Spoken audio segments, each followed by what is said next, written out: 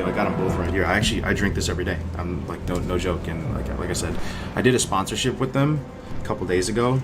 Some of you were there, and I'm still drinking it like every day. I mean, I still even have that little banner beneath, but I just left it there. I just forgot to take it off. But it's good stuff for real. You can still. I think the promotion that they have is still going too. $7 just pay for shipping. Get a tub. 60 servings, 1 scoop. Yep.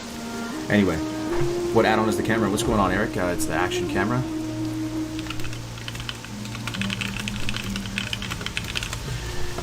You're gonna get that Hodge and Iron Foe? Man, I just want to survive the day. That's about it. So I'm really gonna need your help, chat. We're gonna have to figure this out. I feel like I realized something yesterday though when I was doing the ST run, because we did Sunken Temple yesterday, and I think the trick to making sure we're gonna be able to get through this is fire protection potion. Like, I'm talking every pull pre-pot. So we got a lot of fishing to do. We gotta get a bunch of those fire fin snappers, man. But I do think that's the key. Are you gonna play Endgame PPC? Yeah, I'm gonna play Endgame PPC, cousin. May you have a blessed run. Thank you, Curtis. Good to see everybody here, bro. Manda, good to see you. Here before Lord Incendius yeets you into some lava. Yo, for real though.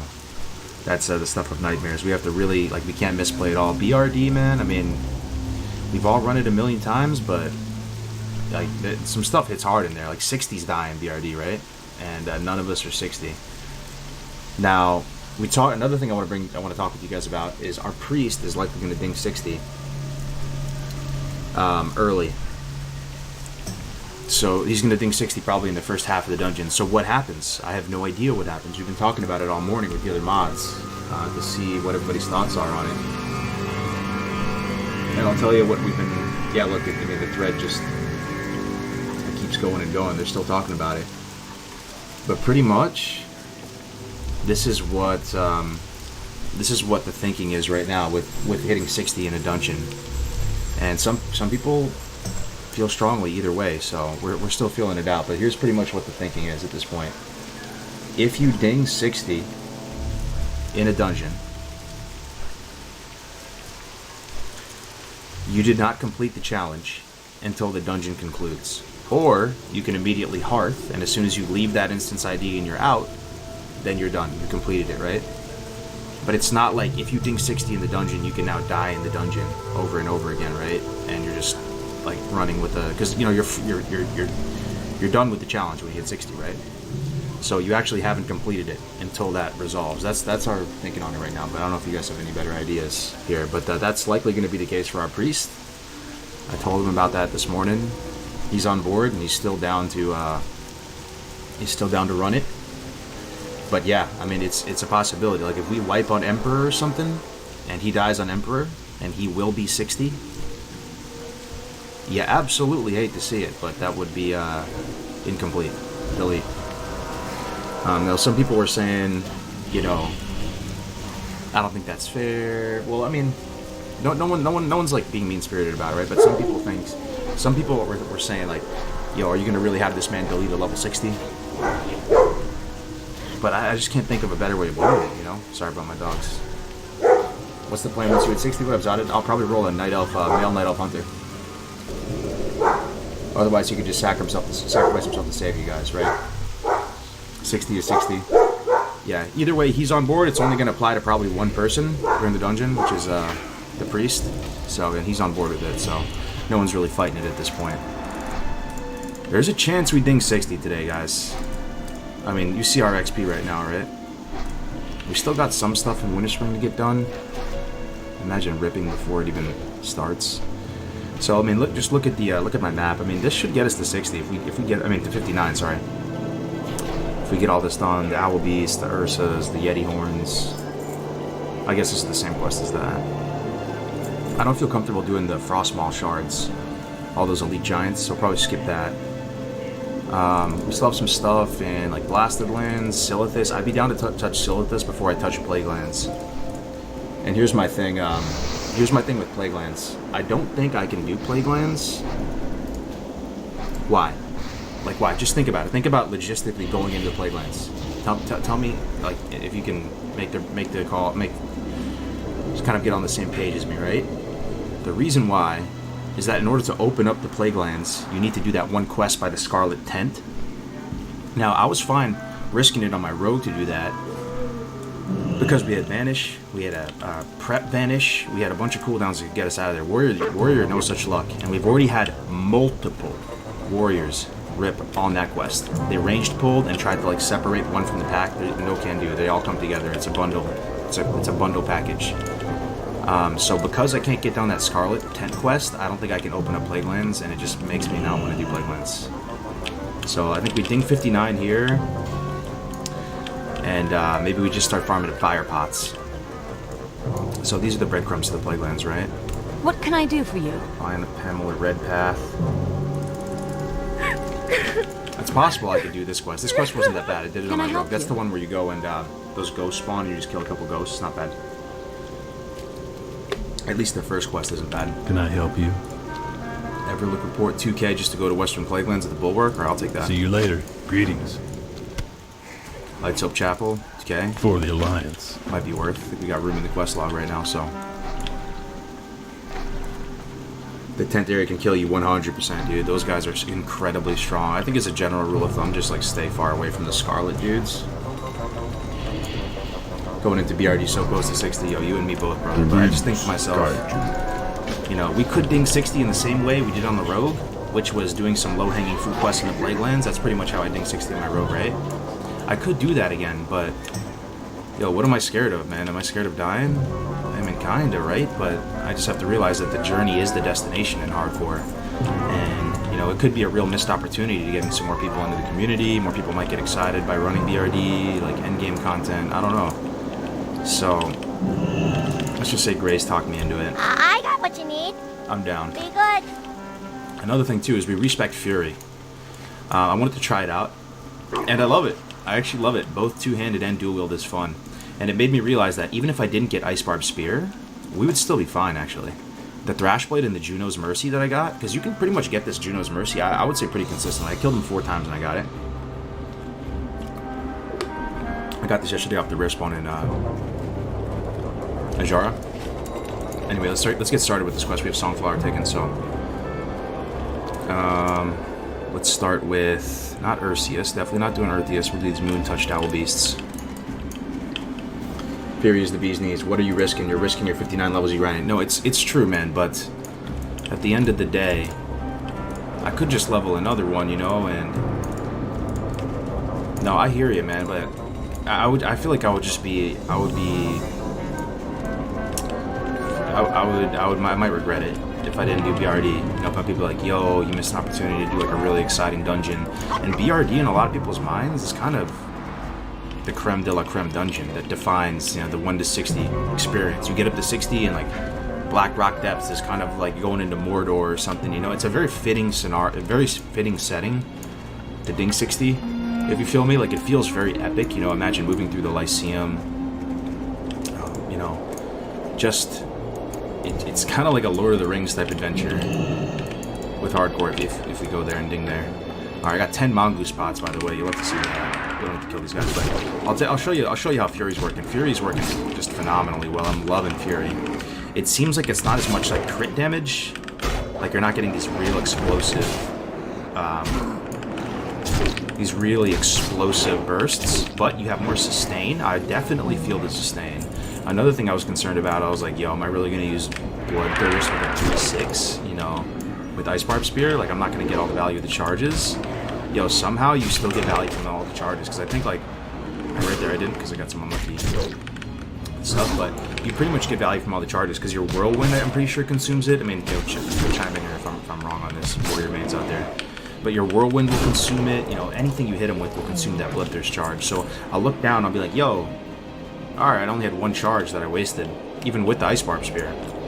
And you still get the Flurry. Flurry gives you more benefit with the Ice Barb Spear comparatively to the one-handers. So there's some benefit. I like Fury because it gives you more. You can kind of just switch back and forth between dual wield and two-hander too, right? You just have fun with it that way. Whereas opposed to if your arms at this level, like, are you gonna Mortal Strike with a one-hander? Feels bad, right? So I've been enjoying the Fury so far. I can throw on these Thrash Blade and Junos if you guys want to see how they connect. Yeah, I need the Ursus here. Okay, so this place is actually really freaking dangerous.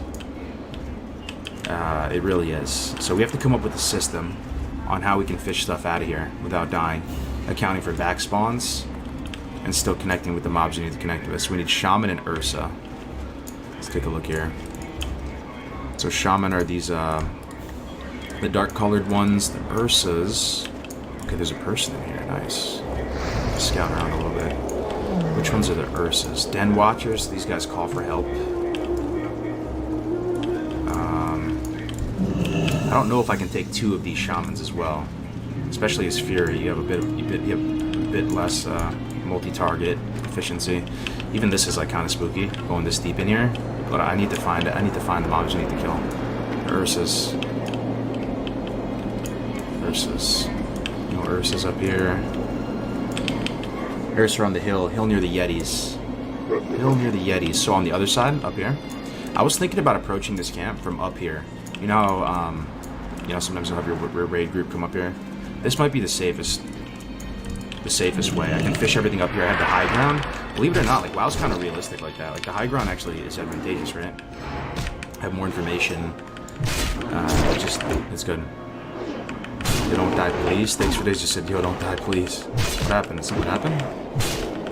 Big Grace saying, don't die. I'm playing on it. Not playing on it, my man. No, just saying. Okay. Yeah, so Graves will be in the party as well. I love the idea of ending the journey with BRD. For sure, right? That's a fitting end. Doesn't it make sense? It's hard to explain why, but BRD is a fitting end to hit 60 on your hardcore journey, man. Like, it just sounds epic as hell, like moving through the Lyceum. We have some ideas, too, as far as to bring what tech we can bring to make it a bit easier. I'll spoil it for you right here. Oh, shit, man. The Hunter confirmed. Yeah, we're good for BRD. Holy smokes, man. Yeah. So we lost our Hunter from yesterday. The Hunter that ran. So we had to find a replacement. So we found a 57 Hunter. There's slim pickings up at this level bracket. But we found one. And he's down. So that's why Grace is excited. He's sitting down. So it's on like Donkey Kong, fellas. It's on. But yeah, I mean, this is Fury for you right here. The Bloodthirst isn't as juicy as the Mortal Strikes for sure. But it's not horrible. There's some other aspects of Fury that's pretty nice at this level. I really like the little tempo you gain from this talent. The Imp Berserker Rage. Berserker Rage is already worth using off cooldown, right? But then you factor in 10 instant rage, almost like a Bloodthirst type effect. And it almost feels like you have more control of your rage, if that makes sense. So enjoying the Fury so far for sure. Oh no, he didn't die. Sorry, my bad. I didn't mean to scare you. Duranosaur, no, he I think he just had like some commitments or something. Maybe he just didn't want to run BRD. I'm not sure. Let's eat some stem food. I appreciate you guys being here though, guys. It should be an epic day. Hope you guys are excited. And I really am gonna like need your help here. Because the threat of dying in BRD is real. Is real. I've died on my Warlock before. I don't think we're gonna be doing any skips as well. You have to understand. Yo, hardcore is gonna change BRD. Like who wasn't thinking of this? We can't get the key. Okay? Because you have to be dead. You have to be DED dead to get the key. And you also have to understand that we only have one instance ID. So it's a non-starter. We can't do stuff like Save the Princess. It's not possible. Because you have to do 2 runs with that.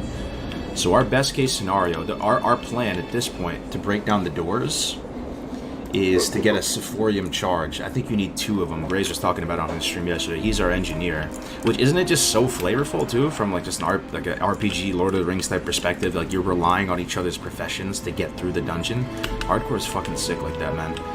So we're relying on our boy Stakes for Days to bring some Sephorium charges to the party. I think he's the only engineer. To blast through the doors. It just sounds freaking awesome, right? Just even explaining it. So there's that. And that might not work. I don't know. Like, that's why, we'll probably have a couple thousand people across everybody's stream watching today. We're really going to need your help, chat, like, big time. The thing that makes me feel a little bit more comfortable running it, as I really think, man, if I have a this is the realization that struck me yesterday. We were doing Aranicus. Who knows who Aranicus is? We were doing a Ranicus yesterday, and I was tanking him, right? And that was the boss everybody was scared of. Big dragon, that looks like Veil and BWL, spooky.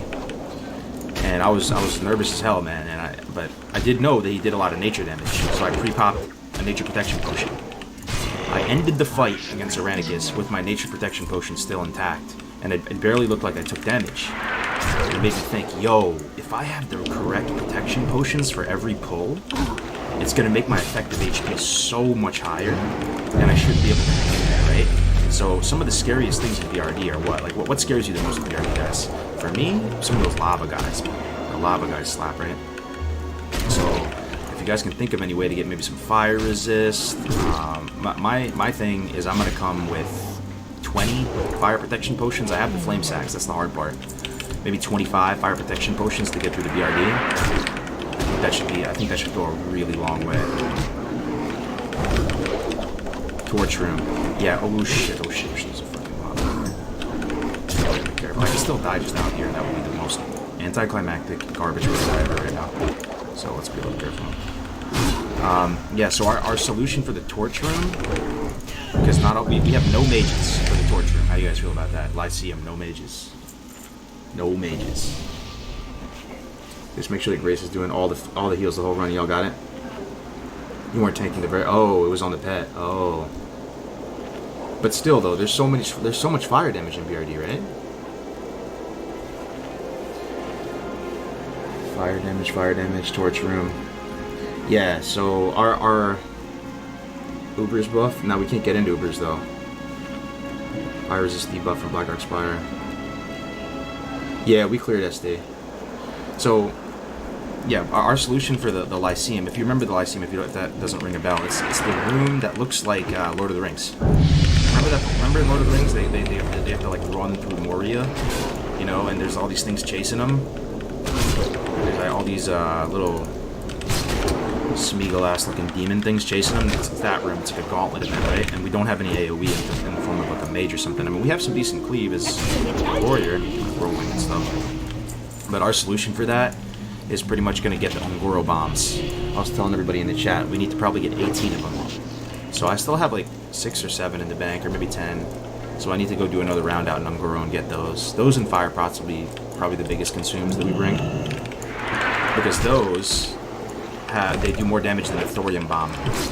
The only problem though is there is a cooldown on it. It just suffers from the grenade cooldown. So maybe you have to like stagger them. I think they're not super tanky, those guys who kill in the Lyceum. You know, you could probably just have 1 or 2 people pop their grenades for 1 pack. Then you pull a couple more, or another 2 people pop their grenades for that pack. And you get through it like that. Hell yeah, Chamba. Hopefully we don't rip at the end. I'll tell you what, if we do die, it'll make a hell of a death clip, right? Maybe one of the most epic death clips ever if we do die. We'll be up there with HC Berserker in the Hall of 59 deaths. That'd be insane. So there's that silver lining as well. But yeah, man. I just feel like if we don't do it, we might regret it. And I'll tell you what, probably my most intense memory from all the hardcore characters I did so far, the one that stands out the most of like just pure adrenaline and excitement. I don't know if anybody can guess. Some of you have followed my journey so far with hardcore, but I'll tell you, like, by far was the first time I ran Mardon with Graze and Sonya and Tactics. First of all, it was cool as hell playing with Tactics. I rarely actually get to play with them. And we did Mardon, and still, even factoring in ST into the picture, I really do think Mardon was still the most dangerous dungeon in hardcore that we ran by like a country mile. And some people go back and watch that VOD from our first run in there, and they might think, oh, it doesn't look that dangerous. Yo, I promise you it was that dangerous. It was just we were all playing well, man. If we scuffed it and made a mistake with trash, we were toast. The second time around with Mardon, we had a bit of a better comp. We knew what to expect, and we did better. But that first Mardon run, man, Tactics was under-leveled. We were banishing everything. We were scared shitless, and it just created such an intense memory about Mardon. I'll forever remember that. It was like one of the most fun things I've ever done, like ever, playing WoW, ever. And I just think to myself, yo, what if we did that with BRD? That would be so legendary. Because BRD's probably my favorite dungeon in Classic. I don't know, it's hard to pick though. People ask me that in chat all the time, what's your favorite dungeon, what's your favorite dungeon? I don't think people are going to be mad at you if you choose BRD. princess. Princess is scary. Yeah. Yeah, I mean, so we're gonna have to tech it out together, guys. Like, let me just open up the floor right now. Is there anything that we can farm up before the run that'll make a difference? I mean, I already said fire protection pots. I like, you know that hallway where you're killing the fire elemental plus 2 dwarves? There's like 3-4 pulls in a row or something that you have to do that. For that whole hallway, you can call it cringe, you can call it sweaty, whatever. I want to have a pre-popped fire potion for every single one of those, man. Every single one. I want to have a. I mean, if it didn't go off all the way, right, then I'll just keep the old one on. But like, let's say it chews through the whole fire protection potion, then I'm just gonna wait the 2 minutes and get another one. But if you saw our Sunken Temple run yesterday, the world buffs are running out. They pretty much almost ran out by the time we killed the last boss, and BRD is going to take longer than Sunken Temple if we're going for the full clear, you know? So, crystal charges. Yeah, that's what we're doing, YOLO. Crystal charges.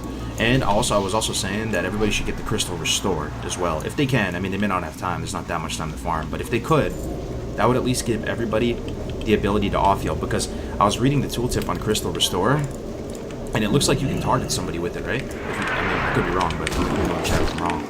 But it says, like, heals the target for XYZ over 8 or something like that. So, you know, if everybody had the bombs and the crystal restore, it would give us the ability to, like, catch up on damage if we needed to, and also catch up on healing. Everybody could, like, kind of off-heal in a sense. You know, I don't think the hot would stack. Hots don't stack until TBC, but I mean, I don't mind just the redundancy, right? I don't know. So just the more people doing it, we'll make sure that it actually gets on me as the man. Whipper roots. Oh yeah, I got a bunch right here. 20 right here. Definitely got the tubers. Arena can be tough. Chain silence.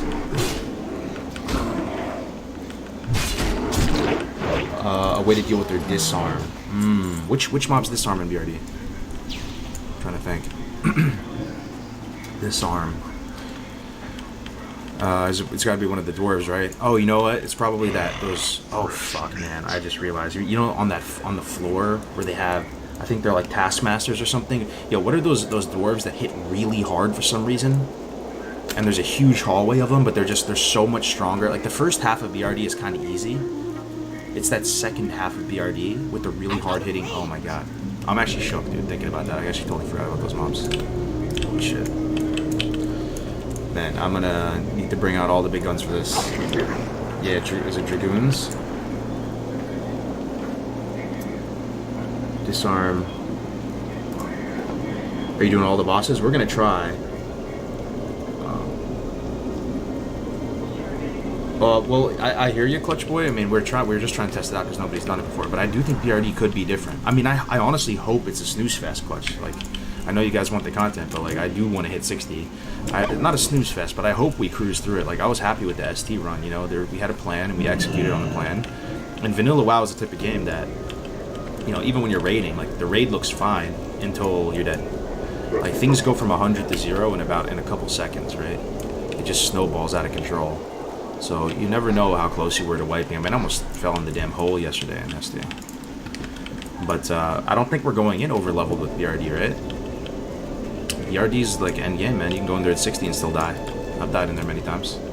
You can also just fall in the damn lava, you know? We'll see what happens. The whole clip? Yeah.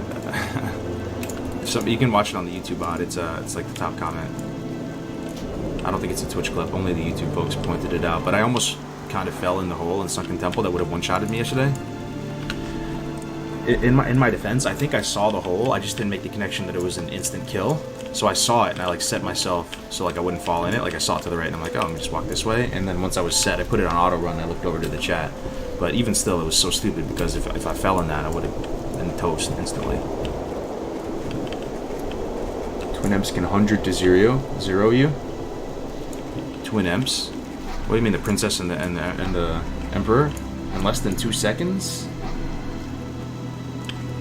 No, man. I mean,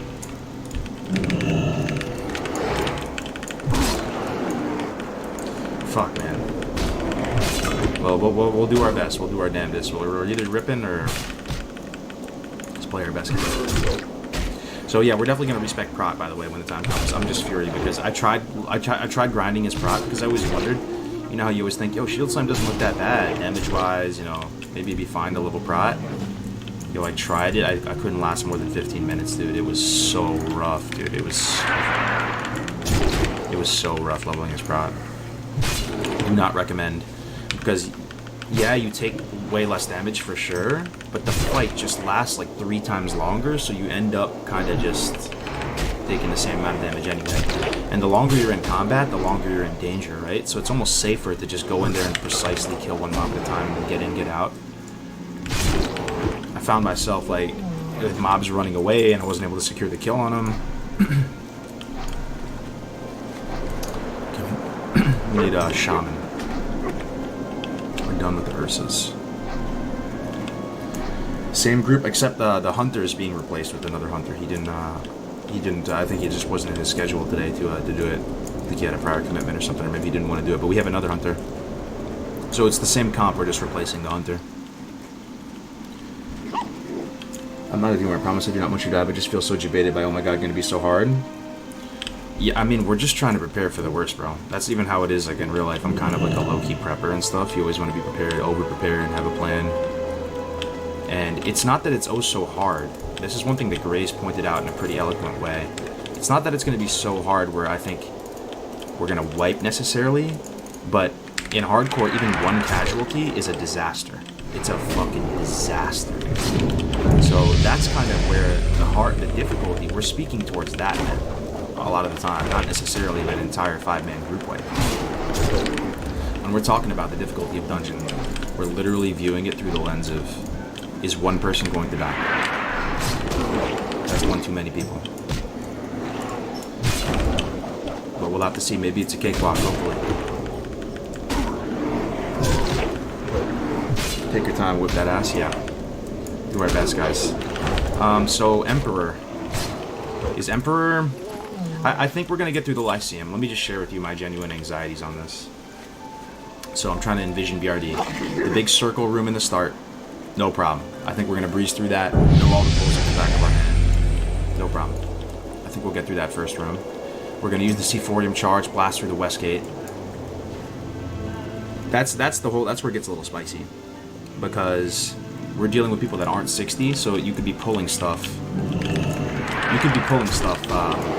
Oh shit, we have 2 mobs. Do we fight this? I think we fight this. We actually have to make a quick decision here.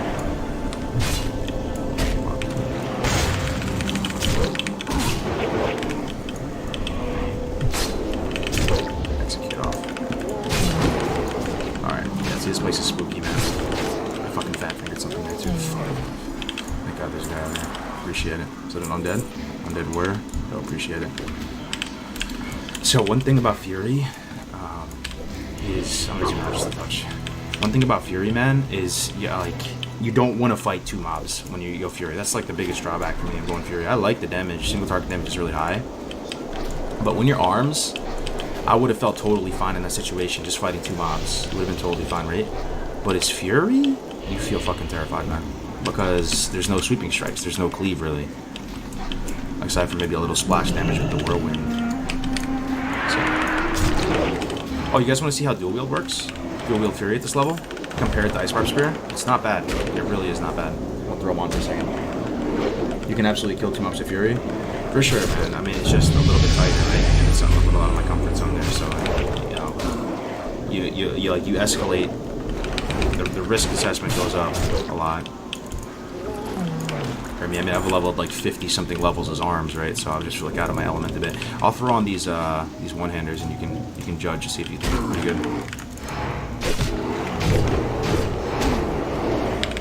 I love getting that burst rage from Berserker Rage. You're gonna notice too, we just have a lot more rage in general with dual wield.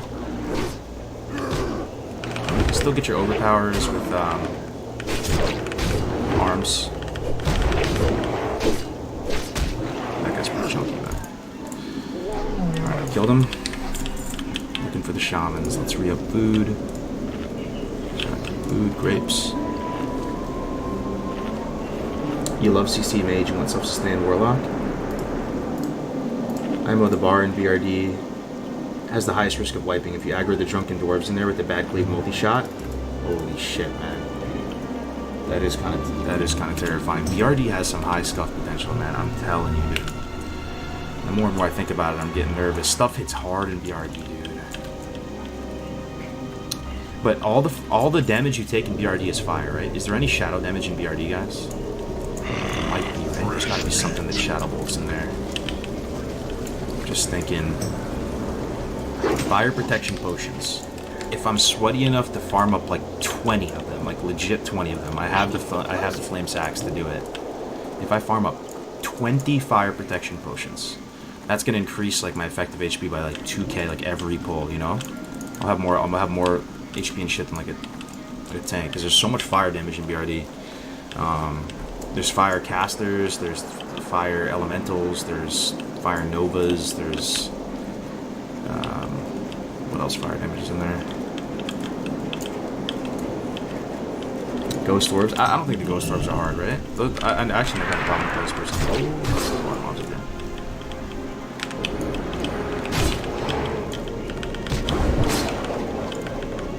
again. Yo, quick question. Any warrior mains here?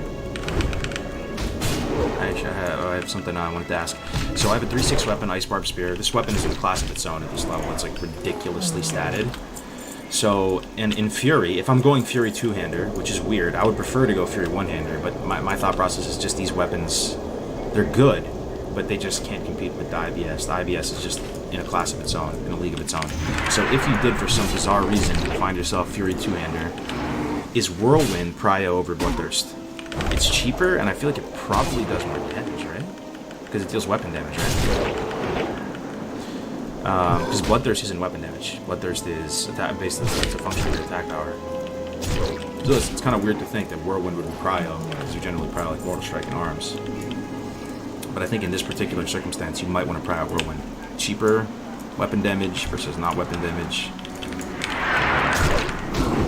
appreciate it if you guys have an answer. Yes. Okay, great. Awesome, yeah. That's what I was thinking. It just felt weird, right? I'm really not gonna use like my main ability of this spec. Okay, I need 2 more shamans. 2 more shamans. You prio quite literally everything over MS. Oh, over Mortal Strike, even Whirlwind? As arms? I think Mortal Strike does more, right?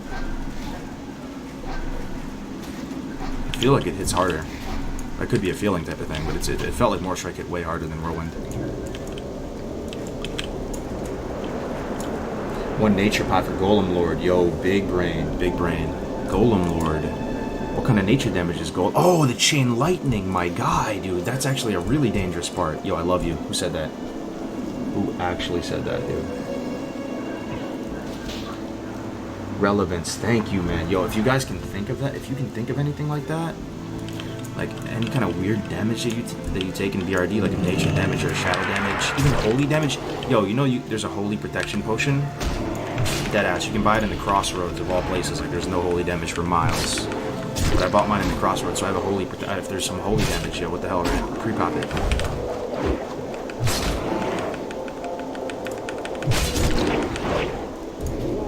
Might change if you get Oni buff. Single target damage out of prio BT. Really? Yeah, I mean, that's the cool thing about Warrior, I gotta say. Everybody's got their opinion on Warrior. Warrior is like it's the crown, I don't know, crown jewel, what's the expression? It's like the Lambo. Warrior's like the Lambo of WoW. It's like just a big, pumper, delicate, like, everybody has their opinion on it. You have to use the high octane oil.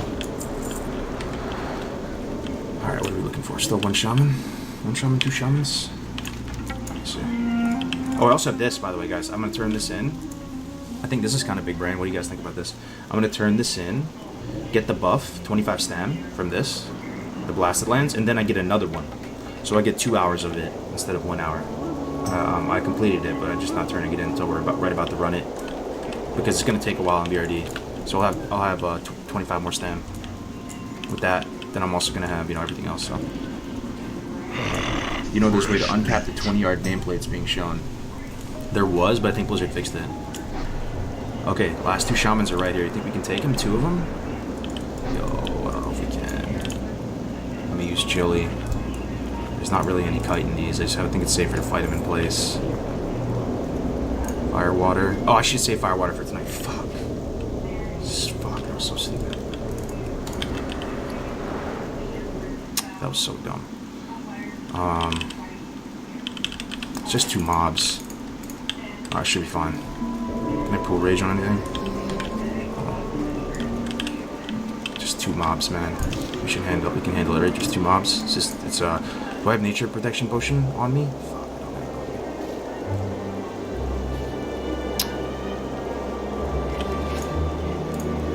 Alright, we'll just go for it. Fuck it.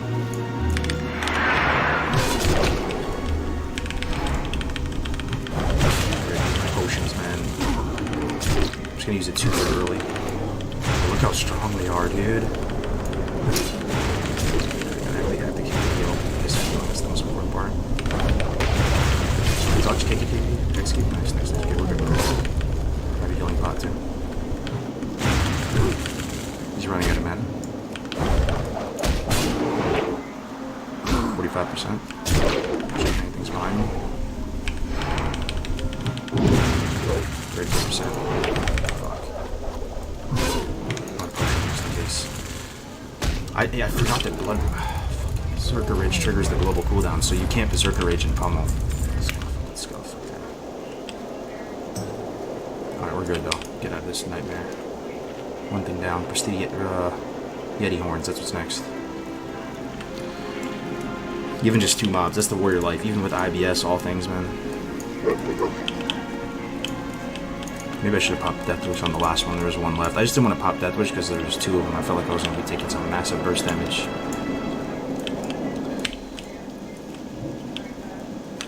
Alright, so the Yetis are right here, right?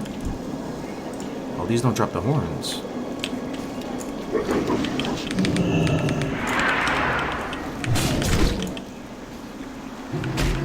Just kill him. What's your current attack power? Oh, yeah, good call. Yo, good to have you here, Select. Let me see.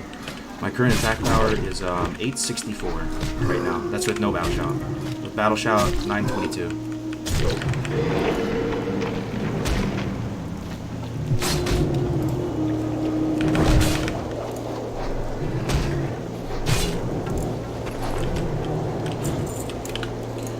Okay, we gotta find the ones that drop the horns, right? Oh, these ones do, the matriarchs, gotcha. So the matriarchs do... This is like the mama one, okay. Gotcha.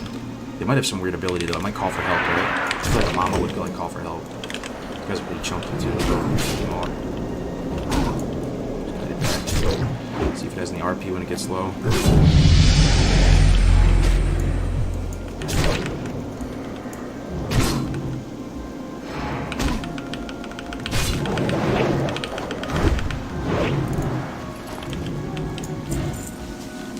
Arcane prot for the gnomes. Oh, arcane protection. Do I have? I don't. How do you get that? I don't think I have that. Arcane protection. No, thank you though. I love how you guys are thinking though. Let me see. Fire, frost. Yeah, how do you get arcane protection? I'm down. I'm definitely down. Just have to find a way to get it. The recipe. Another thing I would like to get, but I don't think I'm gonna have time, is I'd like to get Gift of Arthas. It's kind of a low drop rate from well, it's not really low, right? It's like 4% or something from the skeletons in Raven Hill or Sorrow Hill.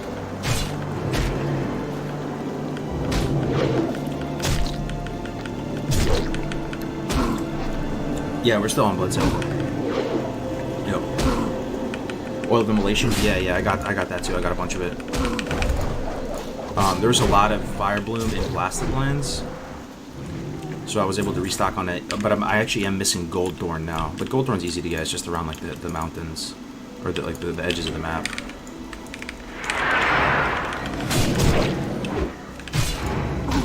So we gotta get some Gold Thorn. Does anybody though? Real talk. This is gonna help so much if you guys have a good spot, like some kind of secret spot for the Firefin Snappers. I mean, I'm talking density, boys. If you know a place where it's just you're just swimming literally. Firefin Snappers all over the place. We're trying to make these bad boys as many as possible.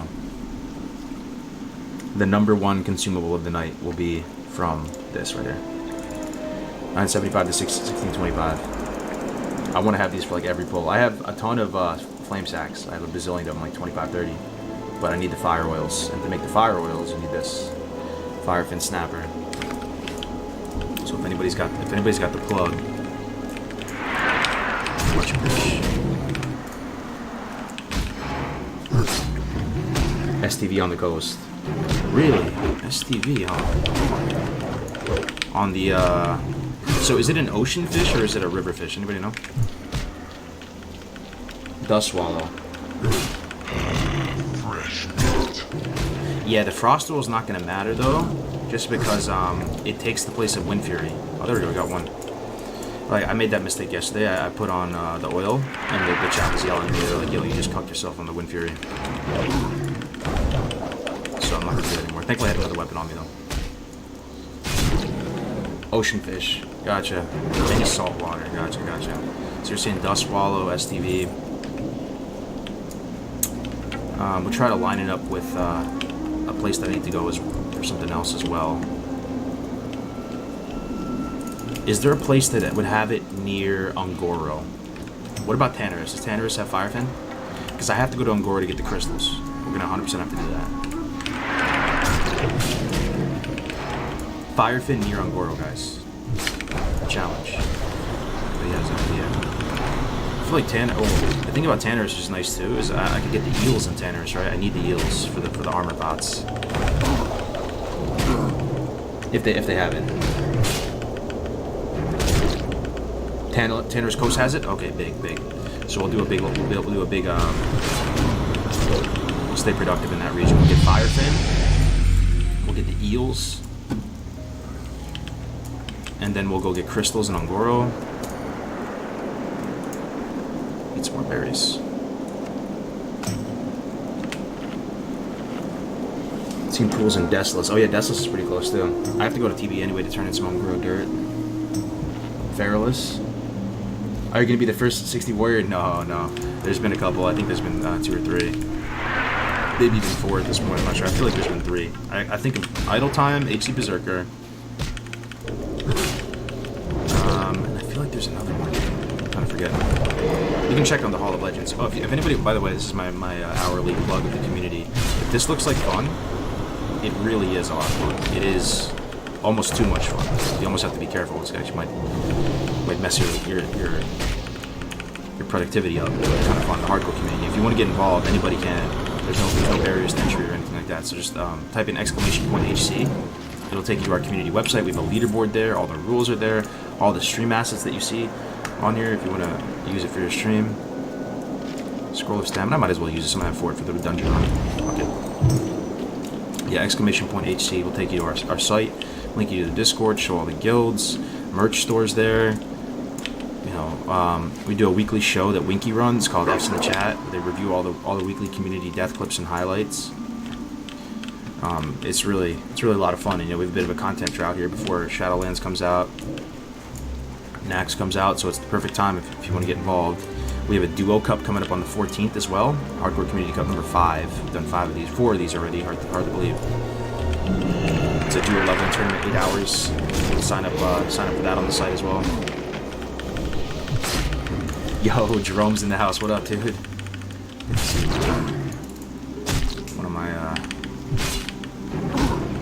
One of my closest allies here on the Twitch side of things, man. Good to see you, brother.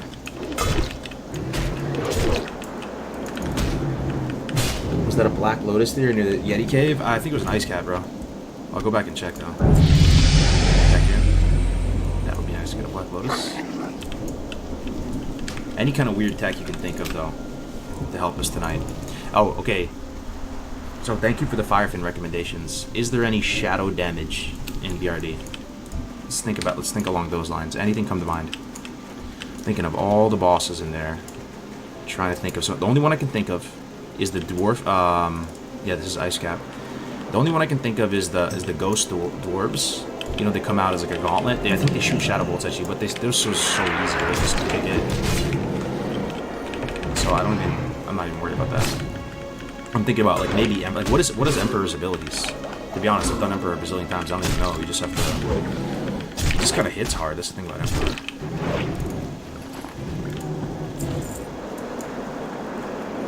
Need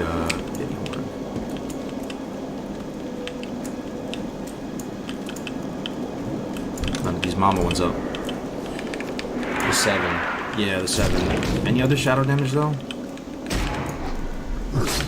Oh, also, can I ask a dumb question, guys? I should really know this, but I just want to make sure we're on the same page. Can you have multiple protection potions going at the same time? Like, could you have a shadow and an Asia one at the same time? Would you pop on yourself, or does it like replace it? Does it replace the other one? Pardon my ignorance. Just be nice to me. No. Yeah, stack. Alright, 6. So I'm definitely gonna do that. If there's a fight with nature and shadow, I'm gonna be like Inspector Gadget, just pulling out all the little anything I can do, make us a little bit stronger.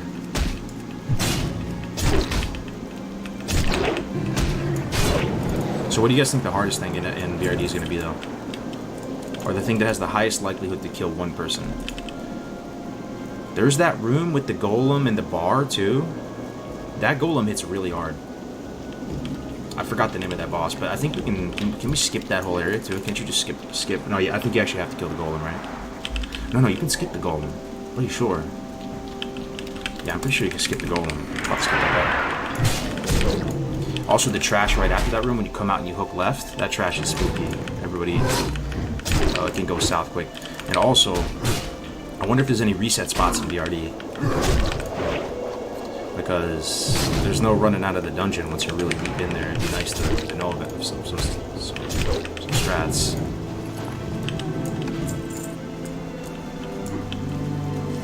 The gods won't be pleased with anyone skipping bosses. True. Okay, I'm down. If we're gonna do Emp, we might as well do all of them, right? Because Emp is hard. Alright, I'm down. Time permitting.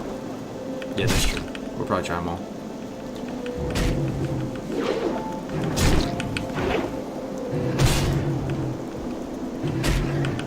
Hover over your XP bar, you're not gonna be able to see it, bro. I got these old boomer eyes, but if somebody can tell me what that exact value is, I will PayPal you like $10. There's no way, man. Look how tiny that is. That's the one problem with this UI. See that? But the thing is, there's no way to tell it, even if somebody's gonna guess. There's no way to tell if they're right. Like, even if you put that under a microscope, nobody can see that.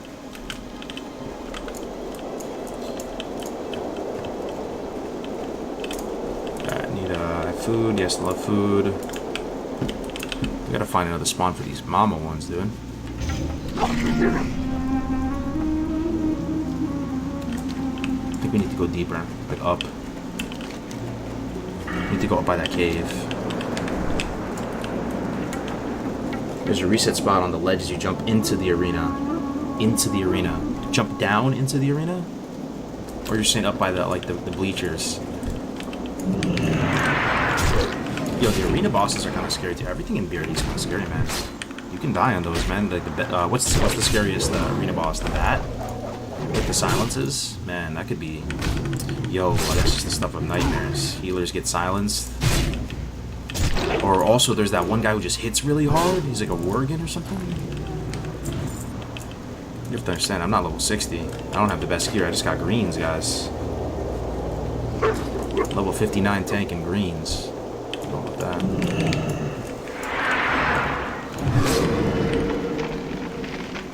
The bats.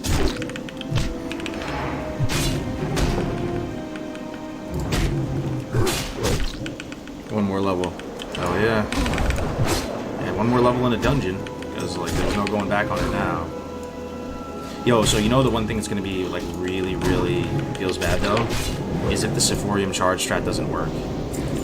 Gray's chat was telling him pretty confidently that the Sephorium charges are going to work. Do you even know what I'm talking about, guys? Like the door, you know when you go into BRD, there's a door to the left. We don't have a rogue, and we also don't have the key because you have to be dead. But his chat was saying that you can open it with Sephorium charges, so that's what he's doing right now, making them. Let's make sure I'm slap the shit out of me. I might just tutor it because I get stunned. I can't pass that yet. Come on. One more? There we go. Garrosh? Ooh, Garrosh Hellscream? What do you mean? There's one mob that enrages in the arena. That's what I was thinking about. It hits really hard. And And you could the tank honestly just has to kind of run away, right? That might be the perfect opportunity for Nifty. If that thing's just banging on me, like you might just run away with Nifty. The damage is too much. Oh man, this is a dangerous area, isn't it? Holy shit. I just realized. Let's pull this back a bit. Oh my god, and they stunned. Imagine if I had 2 of them on me and they're just stunning me like crazy. Oh, this place is the stuff of nightmares, actually. I want to finish this quest. And they slow you too. Yo, this place. This place. They like cripple you. They stun you. Okay.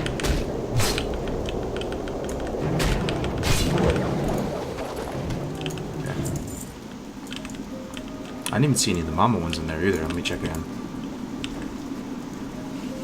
The Ring of Law must have some sort of nature damage poison dots. Oh yeah, for sure. There's some kind of you know what it is? The Scorpion one. The Scorpion one has poisons.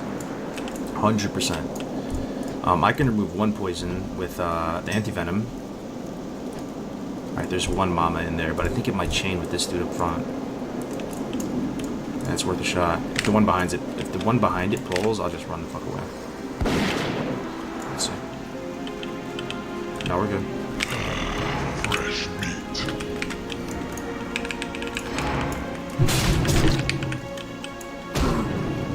Trash before the boss in the arena can be tough. Those bats do a big silence effect. Yeah, that's what I'm thinking of. Have the healer just shoot far away. Thankfully, we have 2 of them. I really like our comp because we have 2 people that can potentially tank, me and another warrior, and then there's another like backup healer. It's not like just only on the priest. Like the priest goes down, leave no heals. Raze can technically heal. He just knowing him, he likes to spend his mana aggressively. So that silence is lethal from the bats, right? Yo, can you shield wall if you're silenced? Any warrior mains out there? I feel like you can't taunt when you're silenced. That's fucking crazy, man. So you probably can't shield wall. I feel like shield wall would be classified as a spell, you know? There's some stuff you can do, like bloodthirst and all that. You can still use that when you're silenced. But I don't think... I feel like shield wall would be considered a spell. So it's priest, Shami, 2 warrior hunter. Yeah, priest.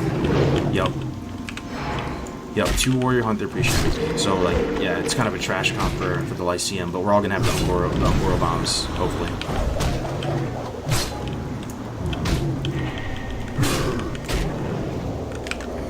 It's too far away.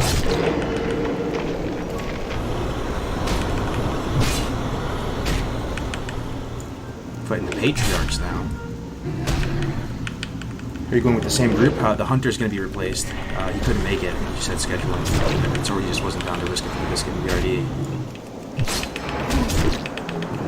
But we're going to have another Hunter in there. So it's the same comp, just a different one. This Yeti Horn won't drop, though. It's pretty low drop right on. Let me go back down there and see if the other ones respawn. I believe you can. It's not considered a spell. Oh, you think you can shield wall while you're silenced? There's got to be a warrior out there who knows. Shield wall while silenced. Shield wall is not classified as a spell. Okay, bet. So that's good. So I mean that's kind of what I do, right? The healer gets silenced and he's like, oh no, he's like, survive. Shield wall.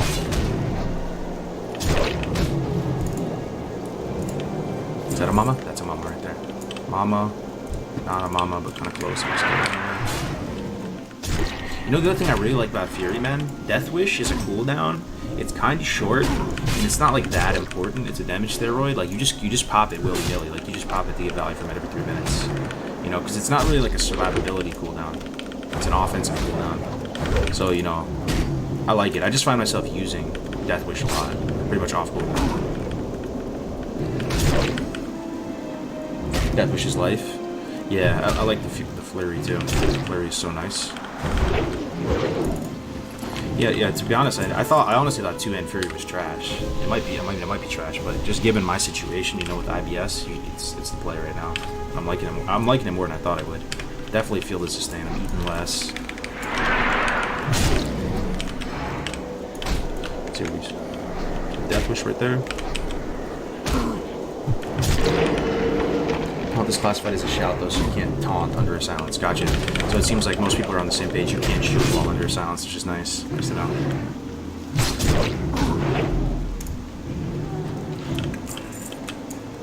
Not a mama, not a mama. Not a mama. There's a mama.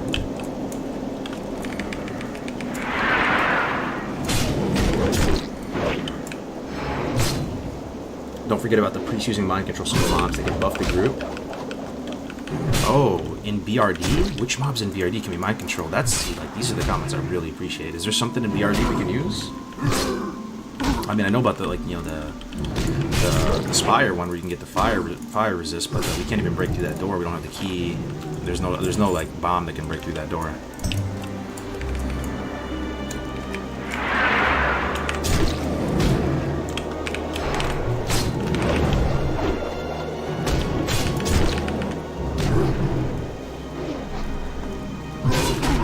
It has utility though with your immunity. Yeah, true, but you have Berserker Rage, right? That's true though. Is there some fights you would death? No, you're not gonna go Furious. I'm going Prime. I'm gonna go that same spec I went yesterday. I'm gonna be so much more comfortable on it now though, since I did it yesterday in SD. I feel like I'm gonna know what I'm doing a lot better. You don't need the key. The mob's outside. Give you the buff. Oh, bro, you kind of right, man. Hold on. Yo, that's big, man. You're right, because you go in through the portal, right? And then to the right is Elbers, to the left is Ubers. It's the mob under the bridge that gives you the fire. What is it? How much? What is 65 resistance? It's only 1 hour though, right? Still big. 100% doing that, like 1,000,000%. 1,000,000% doing that. 1,000,000% doing that. 1,000,000%. Really big brain. Thank you so much. I wasn't even thinking about that. For some reason I thought it was in Ubers. Oh shit, this thing's gonna hit me hard.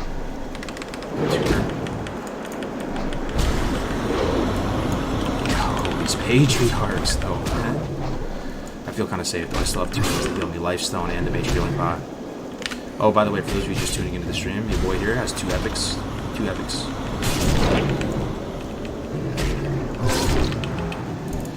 Alright, he's down. I still need this horn. Holy shit. When tanking multiple mobs on Druid, do I swipe or tab them all for threat? Swipe has some kind of insane multiplier on it as well for threat. So I think you just swipe, man. IMO, but if it's 2 targets or something, maybe you maul. I don't know. I would still probably swipe 2 targets. I feel like I heard that before. I've talked with some big brain druids before, and I think it's just 2+ you swipe, single you maul. That'd be my guess. Let me just wait a second. I'll thread the needle here. Probably need some more ammo for the run. 131.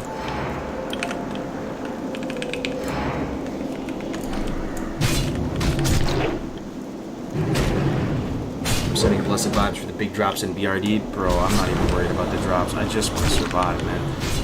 Am I the most at risk for dying? 100%, right? I'm the tank, guys. Yes, we got it. Got the horn. Yo, I'm definitely the most at risk, right? Kill some owl beasts now. Kill these owl beasts, and then honestly, all these quests that we're turning in, because we have like 3-4 quests right now, plus these owl beasts, that'll ding us 59, and then we can start working on consumes.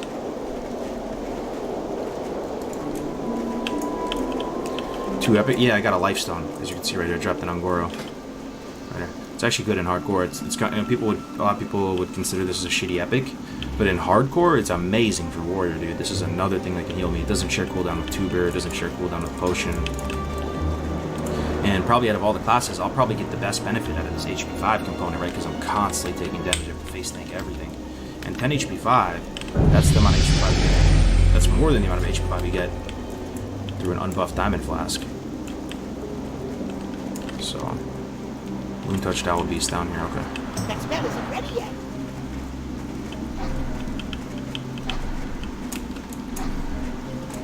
It makes me happy to think that I have 9 Mongoose Elixirs. That means I have pretty much enough Mongoose Elixirs to get the 60 the whole way. 100% uptime from here on out. Mongoose Elixir, little mini Oni buff. Very cool.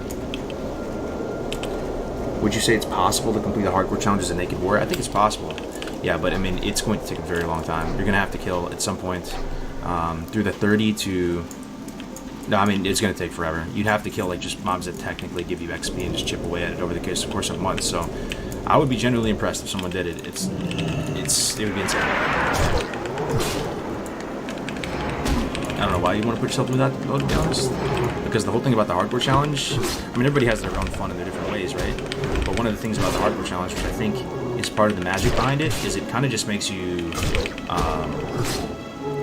you sort of play the game normally, you just play better, and like more focused, you're more dialed in, you care more about stuff, you're more attentive, the content is more impactful,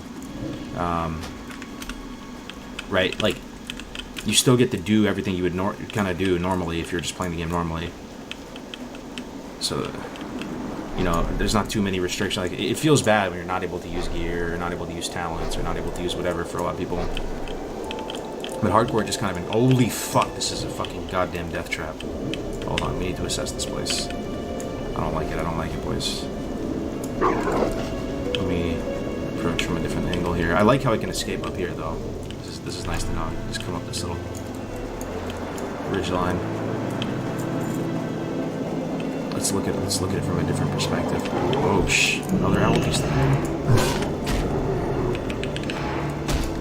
57s, okay. Probably enraged, trying to look out for any abilities they have. Crazed owl beast. So I think crazed, I think some kind of like berserking effect. What class we do next? I'm gonna play the class I'm gonna main in TBC next, which will be a Night Elf Hunter. But it's not going to be Resident Sleeper like a lot of you might be thinking. We're going to try to really push it. Because Warrior, out of all the classes, you have to play the least risky. So I'm glad you guys are still watching, you know. I mean, there's other reasons to watch Warrior leveling, though, just because it is so painful. Maybe it's kind of fun to watch somebody suffer through it. But the Hunter, we're going to be killing... We're going to be like a big game hunter. Every day we're going to have a new bounty.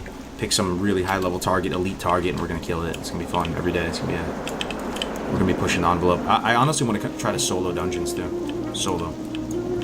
At level. I mean, you probably have to be max level on the Meaning Stone, but I'm talking, like, weird stuff, like getting a turtle pet, using Shell Shield, and just chipping away at, like, dead mines over the course of, like, 2 hours and trying to solo it. Just weird stuff like that. Manipulating the pathing inside the dungeons. We're going to have some fun on the Hunter, and we're going to do it hardcore.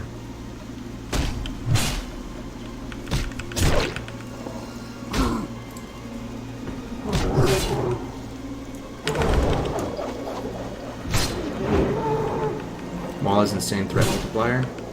It's always Cryos Carmset, I think. But Swipe does too, right? Swipe and Maul. Any Druid mains here by chance? Druid Feral mains? I think they have the same threat multiplier. Swipe and Maul. Okay, no, they're all... Don't they have a... Maul might be 1.5 and Swipe might be 1.3 or something. Yeah, no, it shouldn't be the same. I feel like Maul is 1.5 and Swipe's 1.3. With this many people, there's got to be a few Druids in here. We'll see. A second here. We go straight to Hunter after the next day? I'm not sure, man. Maybe. I got the hardcore bugs. So. Gonna get your add-on. Type out !UI if you guys want the add-ons or you like the way this is set up. Everything is totally like open for the community to use. All the stream assets. There's a video tutorial showing you how to set it up like this.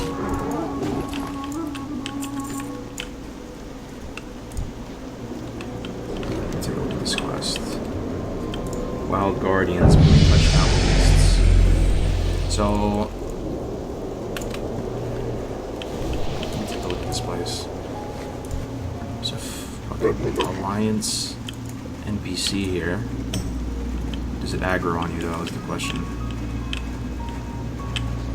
No, it doesn't look like it. And this is the escape path. There's like two mobs that can spawn behind us, so it's not too bad. I feel somewhat comfortable. This is kind of cave-esque. Looking at this, because I think the mobs need for the quest from this point onwards. But we just know if we have to escape, there's only 2 mobs we have to get through. It's not bad, and we can escape out the left side as well.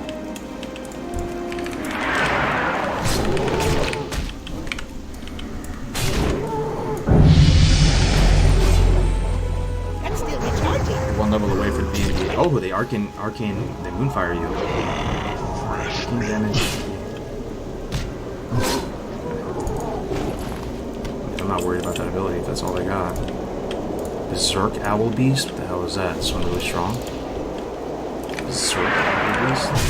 There's Crazed Owl Beast, there's a Berserk Owl Beast. Doesn't seem to be hitting that much harder. He goes Berserk when he gets low.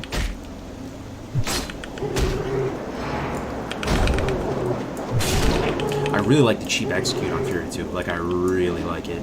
It feels like you're cheating, man, with execute. I feel like you can use it too. It's so nice. Alright. Just kill one, you'll be fine. Maul has 1.5 multiplier, which makes Feral MCP so good. What does Swipe have, though? What's the modifier on Swipe? Oh, no, we're on both Spicy. We're on YouTube and Twitch. Are you only using items you found yourself? Yeah, it's pretty much, yeah.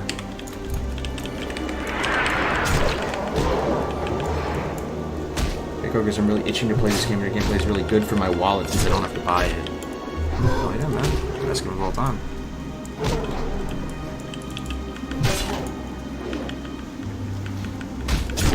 Did you survive ST? Oh yeah, we wouldn't be playing this character. If you ever see us alive, we survive. Because the second we die, it's over.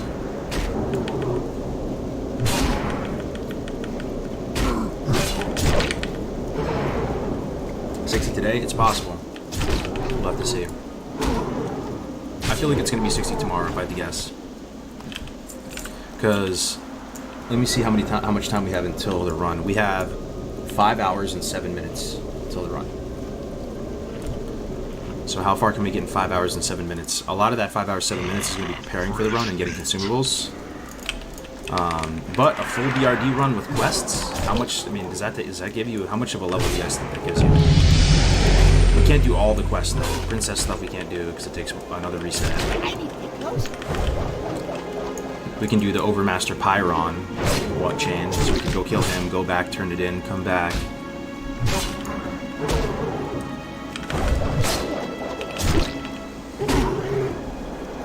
Oh, it's only 4 hours, 7 minutes? Oh yeah, no, you're right. You're right. Yo, Rich, Thorium, Bane. I remember months ago, before Peo blew up, I got on a call with them, and he was like, Cargos, guess what my favorite part of Classic WoW is? And I was like, I don't know, man, like ganking people, because he was a PvP guy in my mind. I was like, you know, ganking people, dueling people, and he was like, no, guess again. I was like, I don't know, man, I don't know. He was like, Rich, Thorium, Vein. It does look pretty juicy, though. That smoke.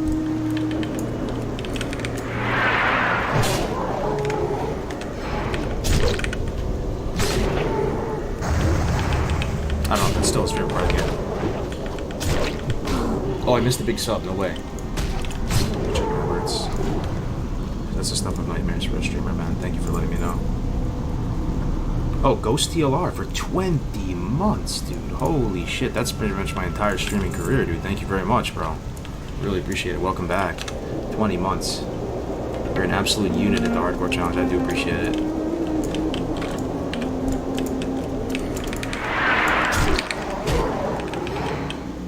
Thank you very much for that. You're still in Prospect? No, not at the moment. We're going to go back to Prospect. I just tried it. I was able to answer that question. There's nothing like first-hand experience, right? I love theory crafting just as much as the next guy, and it can be like really fun and you think you're onto something, but until you try it yourself, you don't really know, right? And I tried prot leveling and it was just too slow. The damage was not high enough. And that's what a Thrash played, and it just wasn't high enough, man. It was too painful. Would not recommend, personally. I wish it was good. Trust me, I'm not like the type of person that's trying to hate on prot leveling. Like I wish it was solid. I wish I could sit here and be like, yo, prot was amazing. I'm going prot next time, but it's just I don't know.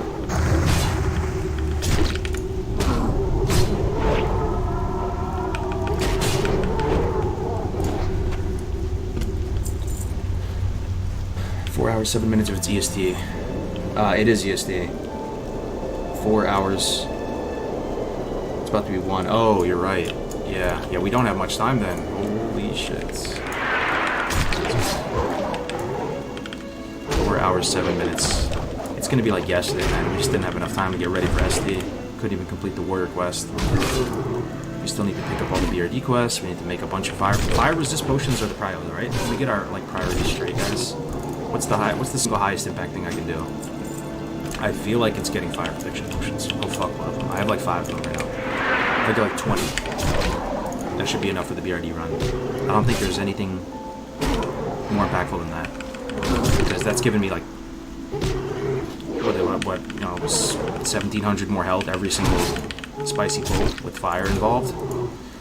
Also, anybody know if there's any kind of magical damage from Emperor, or is he just physical? Maybe it's from the Princess Shuki or something. She's a caster, right? I feel like she's a Shadow Priest.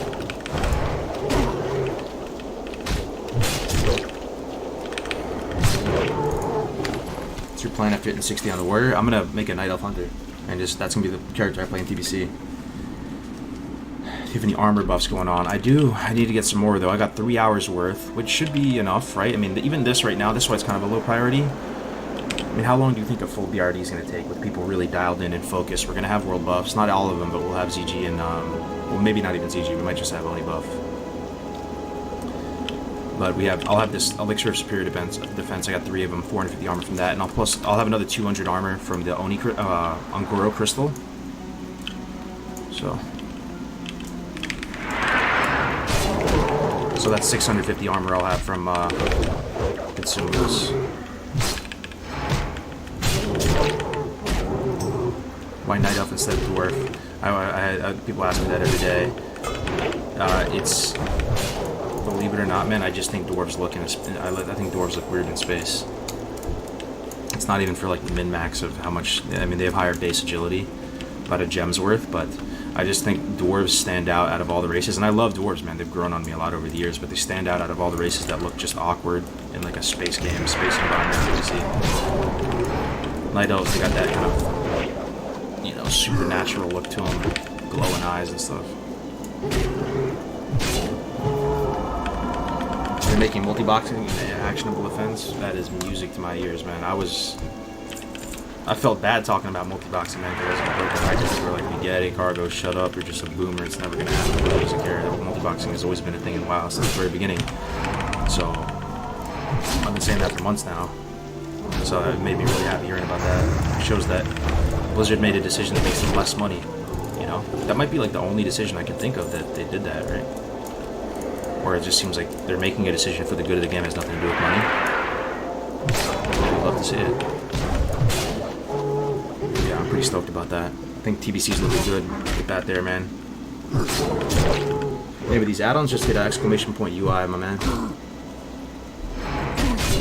Trolls are sick. Yeah, I think trolls they look alright in TBC. Anybody feel me that on the dwarves though? They just look a little strange. And someone might say gnomes look strange too. You know, they're little halfling types mobs. But the thing is, gnomes are all about the space. Gnomes, you go into Gnomergon, you look like you're in a NASA space station. I mean, there's like cogs, gizmos, gears, spaceships. There's all types of stuff. So gnomes fit in perfectly in that like wonky Warcraft way. Dwarves, though, when I think of dwarves, I think of like Moria. I think of like Dark Iron. I think of Gimli, right? I don't think of space when I think of dwarves. Even orcs, you know, they're like kind of space, like they're from space technically, I guess. The orcs fit in. The Tauren feel a little bit weird, but you know they still have kind of an alien look to them. They're not human. They're not human looking at all. Like they're beast looking. Humans are just humans. So we've seen humans in space. We have astronauts. So I don't know. Dwarf is probably the better pick in PvP though.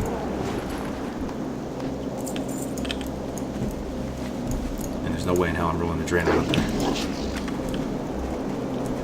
Maws in the mail, yo, I'm so surprised that you guys are really like liking them all. I'm still drinking it every day. I've actually had moments. Honestly, I didn't know what to think about this type of product, whatever you call this type of product, a gamer caffeine. I didn't see the value add in it, to be perfectly honest with you, because in another life I was really into the gym and I would take pre-workout all the time, right? C4, Jack 3D, you name it over the years. I know Explode, you name it. So in my mind, I was like, yeah, I'll just take that. I don't know, man. It didn't seem that great. I actually now see the value in it because there are often times for me, because I'm a big coffee drinker, but you're kind of too lazy to make a pot of coffee, right? You have to go out there, you have to clean the little pitcher, you have to go grind up some beans, you have to go clean the little filter, you know, let it drip for like 10 minutes or whatever, then go out there and pour yourself a cup. Sometimes that's just not in the cards, or even if you're doing all that. The fact that you can just grab a Poland Spring bottle, throw a little baby scoop in there, and get basically like pre-workout type energy without any of the beta-alanine or any of the stuff that gives you the tingles, it's pretty useful. It's pretty useful. And again, like I'm not even sponsored by them anymore. I just like the product, so. Fresh thought about ordering some mod, but I live in EU. Yeah, maybe. It's a good deal though. At least for the first, at least for the first one for sure. It's like $7 for shipping, and you get a 60 serving tub. I tell you, that was the thing. I thought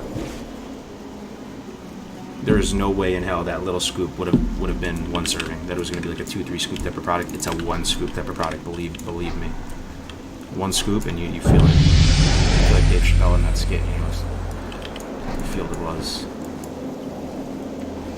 Beta Alanine tingles, yeah. Orcs from space? Are you drunk? They're from space. Yeah, that's their lore. They're from space. Trust me, bro. I don't want to believe it too. That's their lore, bro. I'll take it up with me. Hit up Chris Metzen. They're from space. I wish it wasn't so. Every time I talk about WoW, like how I like it to be a high fantasy Tolkien type game, they're like, Cargos, you have to understand, orcs are from space. You're in your space. I mean, they're right. I wish it wasn't so. That's it. The Paladin? No, the Paladin's still alive. How much was it for you? Oh, the Maw? I think the price of it. I'll stop. I mean, like I promise you guys, I'm not. You have to like technically like legally say like ad or something in your title if you're sponsored. Like I would have to put that. So this is not actually a sponsored stream right now, but I do like it and this stuff. It's a good deal. You can get a 60 serving tub and just have to pay shipping, $7.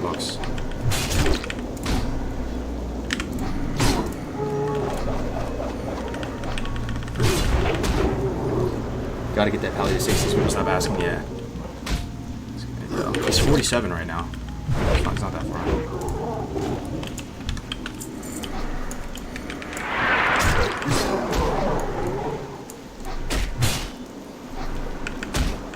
The lore is actually so weird.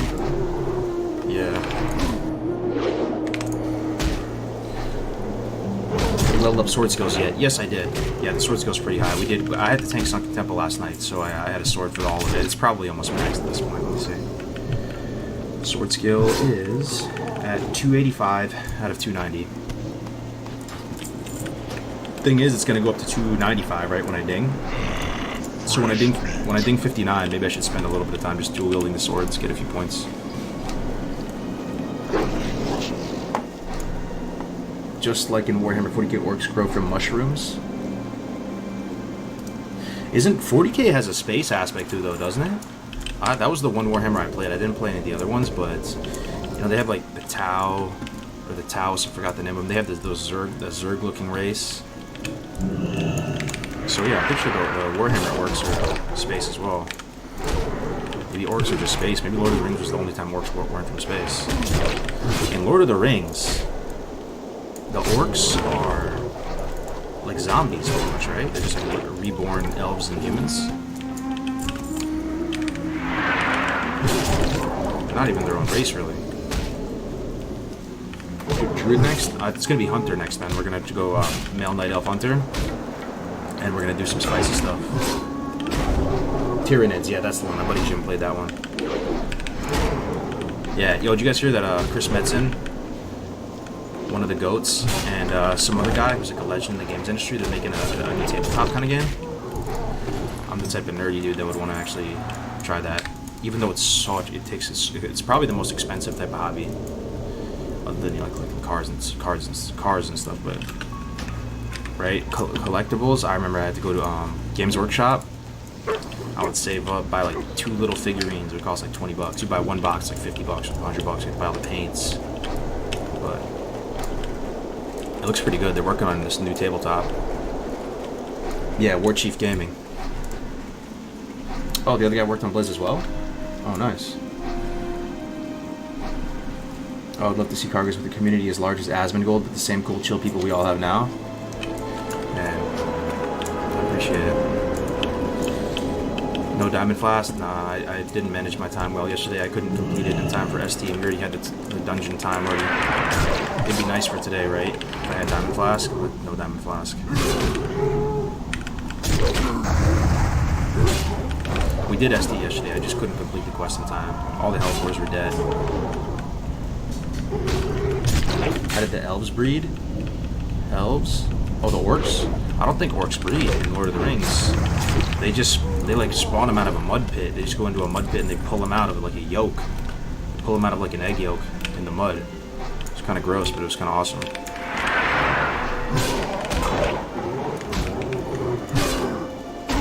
I think elves just get it on with the humans, man.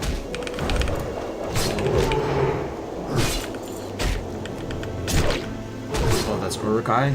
Oh my god.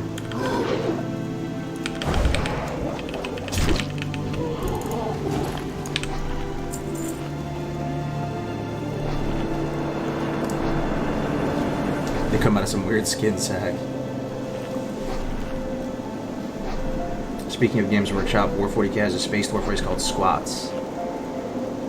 Oh yeah? Yo, Warhammer 40k is awesome though. I love the look of that universe. So nice. I played some of the RTS games for it. So fun, dude. Like Space Marines, Chaos Marines, or Chaos Knights, sorry. Imperial Guard. I feel like that's kind of like Warcraft, but it's kind of more serious, you know. They actually tried to make a Warhammer MMO, and it was good, but I think that the reason why why it failed was the timing of it. It came out right before like TBC or Wrath or something, but it's actually a really good MMO. There's like a private server of it. I played it a few months ago, and you can make the character customization is really cool. You can play an orc.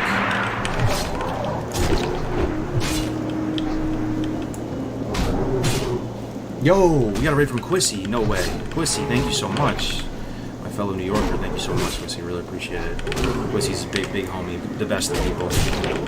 Wish I could collab more with Quissy and all that, man. I really appreciate it, Quissy. Thank you so much. I recognize all the Quissy these names I see over in Quissy's channel. Bobby Moon's good to see you, my man. Stonebridge, always good to see. I see you guys always over there chilling out. Quissy is doing well in our heart. Let me do a shout out for Quissy. I mean, everybody knows who Quissy is, right? Quissy is a gamer, man. Really good people. Like, keeps it 100, zero drama. Just nice folks. I shout it out on the YouTube too. Quissy TV. Quissy TV. And we're right. We're from the same neck of the woods in New York. Small world. The best of people. But yeah, she's doing good in the hardcore challenge. She's at 42. That's pretty damn good. And she's competed in some of the last cups, and she's going to be playing with Silver Sable, I think, for the next cup on the 14th. So that's going to be really nice. We're going to have a lot of fans. Appreciate those, though, big time. Warhammer Age of Reckoning. Yeah, I think that was the one. There's a new private server for it that they launched somewhat recently, and North convinced me to try it. It was pretty fun. I played it for like one day. My issue with it, though, maybe because I was a noob at it, is the combat felt a little bit jankier compared to WoW. WoW is so smooth, you know?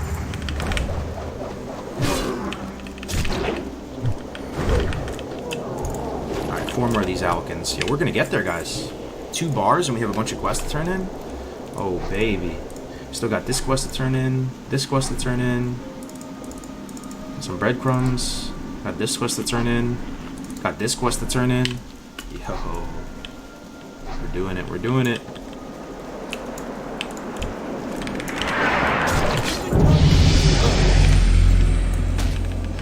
What time is BRD? 8 p.m. Eastern time, which is 5 p.m. Pacific time.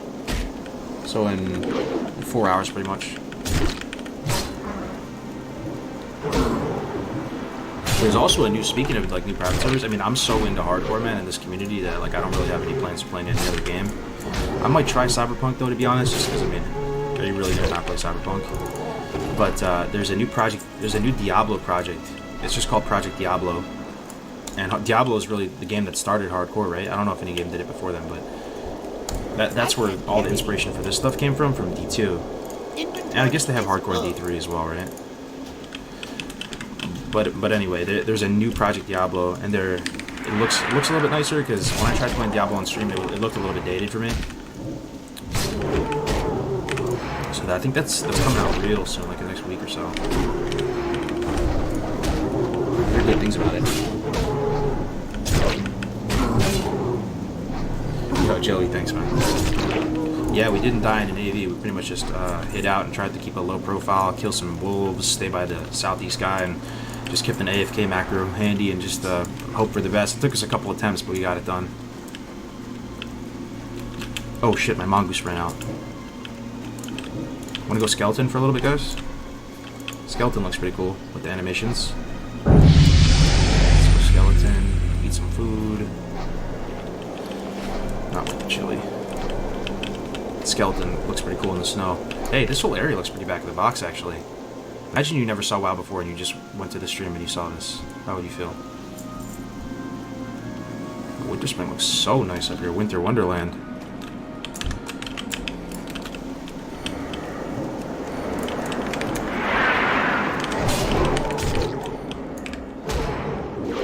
Project Diablo comes out tomorrow? Oh, wow.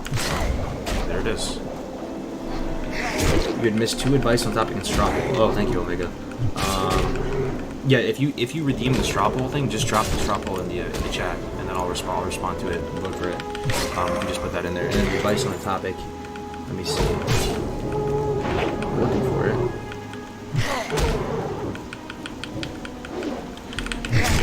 Cards say not to join your group should put yourself in a position to make choices for others where heavy sacrifices will be demanded, resulting in bad luck for everyone. Your cards? What is that? I don't even know what that means, bro. What is a card?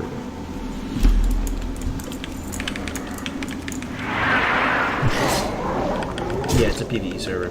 Yo. First thing I always do as a skeleton is a slash dance. Slash dance. How do you guys like Fury though? For those of you who watched like a bit of the journey compared to Arms, not bad, right? Some of you might thought it was gonna be terrible. It's definitely not terrible. It's nice.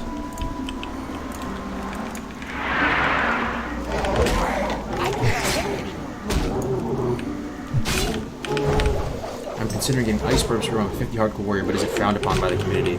Some people frown upon it, and it's honestly an imperfect. It's kind of imperfect. Some of the rules are imperfect, but what I would say is like the rules don't have to make perfect sense. You know, they kind of just we've gotten here historically. People have done AV and BGs through the 10 months this hardcore's been a thing. So the type of thing that it's fun to watch, it's fun to play. Nobody gets hurt if you get 60. You don't win like $1 million or anything like that. So, like, and we don't have that much runway with hardcore too at TBC coming. So I just say, man, it's not broken. Let's just ride it out. We'll see how far it goes. If it really becomes people gets really, you know, like they really feel strongly about it, maybe one day we can change it. It's just the type of thing that anytime we even tried to think about changing something, you get so many comments like, who are you guys to do this? Who are you to do that? Like, you know, I didn't hear about this rule at time or whatever. So pretty much all the mods are just playing hardcore. They just want to play the game as well. So I would say no to answer your question. Go for it, man.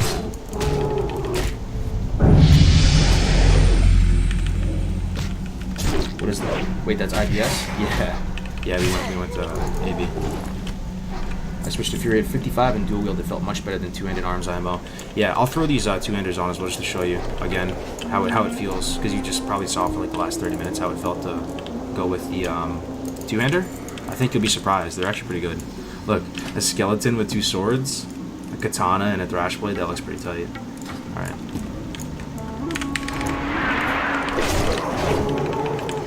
So you'll see, it's really not bad. And this is really consistent to get compared to IBS, right? So even without IBS, you can still be fine. Just get the thrash blade from Maradon. Everybody can run Maradon. No problem. And then just get the Juno's Mercy from that rare spawn.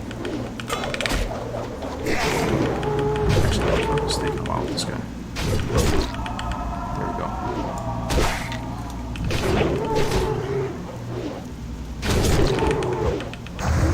Yeah, it's a bit slower, but it's still not bad. I prefer the Ice Barb Spirit, but you're flying through levels. Best of luck in BRD. Really appreciate it, man. Thanks. Do our best. Hopefully no rip. So hold on. Let's stay productive. We don't have much time to work on this. Is everybody here watching on the same page that the single most productive thing I can do right after we hit 59 is to get firebots for BRD? And I also want to ask you guys about Emperor. Does he do any shadow? Does he do any magical damage on the Emperor fight? Think about Emperor, think about Princess. Just think about it, see if there's anything you can think of. Because I think that's the secret, having the protection potions. It's going to make you so much safer.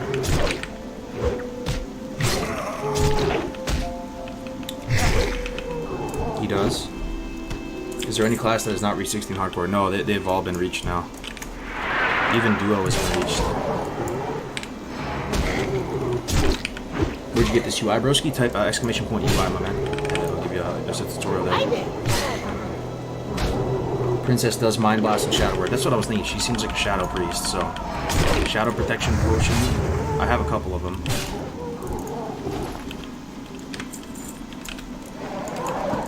How much more? Oh shit, oh shit, oh shit, oh shit.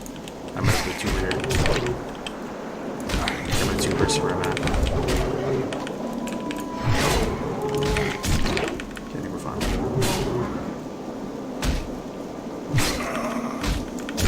41%. So there's action cam jump scare right there. I need 2 more of these bad boys. Is this a mod to WoW, or how do you play this World of Warcraft hardcore? It's just a community game mode, man. So if you type exclamation point HC, if you type exclamation point HC into the chat, it'll take you to the website, and that'll be where the rabbit hole starts for you, probably.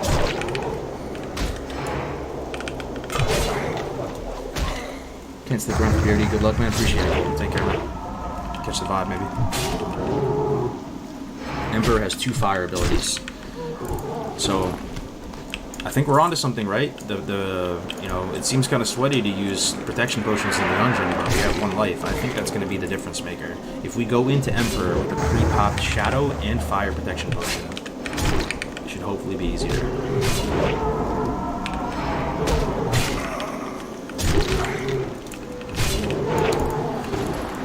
And there's even nature damage, so we honestly need all the protection potions. Oh, we're done. Yes, dude, that might be it. That might be 59 for us. Yeah, you can't mount up in this. That might be the big 5-9, guys. Let's go turn this stuff in. Ursius, no, I can't do that. I'm just gonna abandon it, so don't get you baited. Hell no, no Ursius. Let's see, maybe you kited to the town, but I'm not trying to do that. Yo, what the hell? Did you guys see that? Did it just go purple? Yo, what? It's blue, and it's like so nice, Winter Wonderland blue. And it's instantly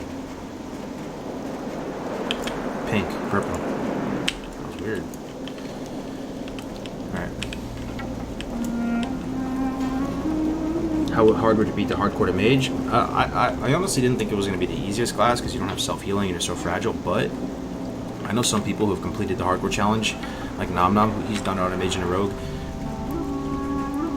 I asked him, I said, if there's one class, you know, gun to your head, you had to hit 60 on, with the highest chance of success, what would it be? Believe it or not, he picked mage. He thinks mage is very safe and very good for hardcore. So, to each their own, maybe. For me, it would probably be paladin. It would take forever, but I don't die on a paladin. It would take a very long time, though. Yo, thanks, Tom Cole. Yeah, man, the YouTube's popping off. Really appreciate everybody spending their time here with me today. We'll try to finesse that line between an exciting run and not dying. Just get a shaman with a fire protection totem. Yeah, we have a shaman in it. So what totem should he be dropping, guys? Because does Wind Fury share with this might be a stupid question, but does Wind Fury share with any of that shit? Like the nature or the disease cleansing, or what totem should Grays drop, pretty much, is my question. And it also seems like we're on the same page that Emperor has both Shadow and Fire damage, so there's that. Wind Fury's Wind, Air Totem. Alright, so Wind Fury for sure. We're all physical damage. You keep every 60 you get in hardcore. Yeah, you're pretty much playing for the pink slip, like even more so than the gamer clout and all that. I just want to keep this guy. I want to play him in TBC, you know. If this guy dies, he's gone forever, man. And we have no warrior. We were like this close to having a 60 orc warrior, which is something that a lot of people want, but they're not willing to put the time to get. How you doing? That's a nice class to have. Glad I could Oh, yo, this quest is huge. Oh, I'm definitely doing this. This quest is S tier quest in hardcore. Let me tell you why. The Mechanical Yeti quest, ladies and gentlemen. First of all, it's like 8k XP or something. You saw that, right? Second of all, the reason why this is so good is it's kind of like a target dummy. So if you're in a bad spot, let's say a Devil Sword gets on us. We don't have a target dummy to drop. We have nothing really to escape that Devil Sword except for maybe facing it, getting out of the daze, and then niftying with a FAP on or something like that. But even then, I just learned that you really can get dazed with a FAP on. So nifty FAP might not even need to play. The Yeti will allow you to like have something that will get threat on the threat table, and then the Devil Sword will turn to the Yeti and attack it for a second and allow you to get away.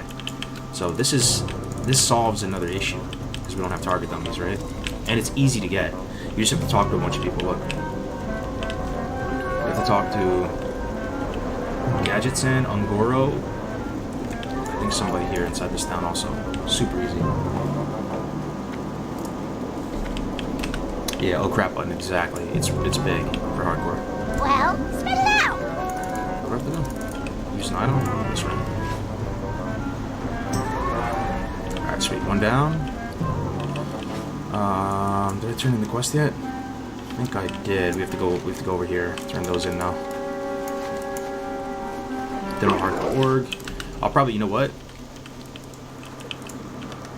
Here, let me just play something real quick. I just got to, I'll be right back.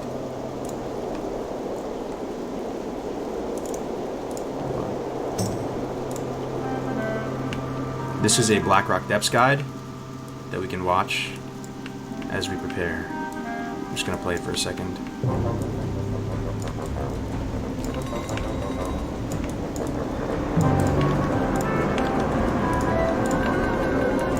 Welcome to the Blackrock Depths dungeon guide for both Horde and Alliance. Blackrock Depths is one of the largest dungeons in Classic WoW and comes with a variety of puzzles and challenging bosses that we'll cover in this dungeon guide. As always, timestamps for quests, bosses, puzzles, and any other challenges can be found in the description below. Once a prosperous dwarven city nestled in the Red Ridge Mountains, Blackrock Depths saw its own demise when Emperor Dagron Thessarian summoned Ragnaros the Firelord into the mortal realms on his quest for vengeance against the other dwarven clans. Ragnaros' entrance transformed Blackrock Mountain into a volcano, as well as scorching the surrounding areas of what we now know as the Searing Gorge and the Burning Steeps. Now slaves to the Fire Lord, the Dark Arons have taken Princess Moira Bronzebeard as their captive, and it's up to the Horde and the Alliance to free her. With over 20 bosses and plenty of other challenges, expect to be here for at least 3 hours. Thus, before I recommend any composition, make sure you bring players who are competent and have free time on their hands. Otherwise, all classes will do just fine here. As always, make sure you bring plenty of crowd control. Mages and Warlocks excel here due to their high AoE, and any tank and healer combination will work just fine. Now we're back. The recommended levels are 52 to 57, but you can enter as early as level 40. Let's jump right into our quests. Forewarning, Blackrock Depths has quite a few quests that require prerequisites to be completed, so I'll go over these quests in the best order of completion. How much time does he have left If to you want to level? complete We all have the 3 quests, hours expect to do a and few runs, but nearly every 40 class minutes. has quite a few pre-best and slot items here, so finding a group should be of no There he issue. is, Thorson right there. Alright, let's turn some quests in. The first quest I recommend doing to unlock quite a few other Horde quests is Disharmony of Flame from Video's a bit Thunderheart quiet. and Okay. Kargoth. This quest will require us to kill Overmaster Pyron right before the entrance portal to Blackrock Depths. Once complete, we return to Thunderheart and he presents us with the follow-up, Disharmony of Fire. This portion of the quest will require us to head into the center of Blackrock Depths and kill Lord Incendius. So somebody said you guys can't do some of it since you need the Skull Forge key. So our plan is to bust it open with the Sephorium charge, a large Sephorium charge. So I was hoping to get some kind of conclusion on this, if you guys think it's possible. Gray's chat was saying that 100% you can do it. We have no rogue, so they can't pick the lock. But a large Sephorium charge, which Gray's can open it. You can jump around. Yeah, you can do the window skip. I've done that too. It's pretty terrifying though, because what if somebody scuffs it and falls down into that all the dwarves down below? That would be, in a last resort we could do that. I've done that a million times. You know, you jump up the window, you walk up that thing, you like jump on top, and then you skip a bunch of the trash too. I'm down. I believe in all the players that they could do that. Yeah. Make sure you loot him, as this quest requires you to slay and loot the Lord. Once complete, you will notice that quite a few quests will open up We need a around you. powerful C4M The nearest quest we see open up is the Last Element from Vivian Legrave. Vivian wants us to collect 10 essence of the elements from any of the golems within the Blackrock Depths.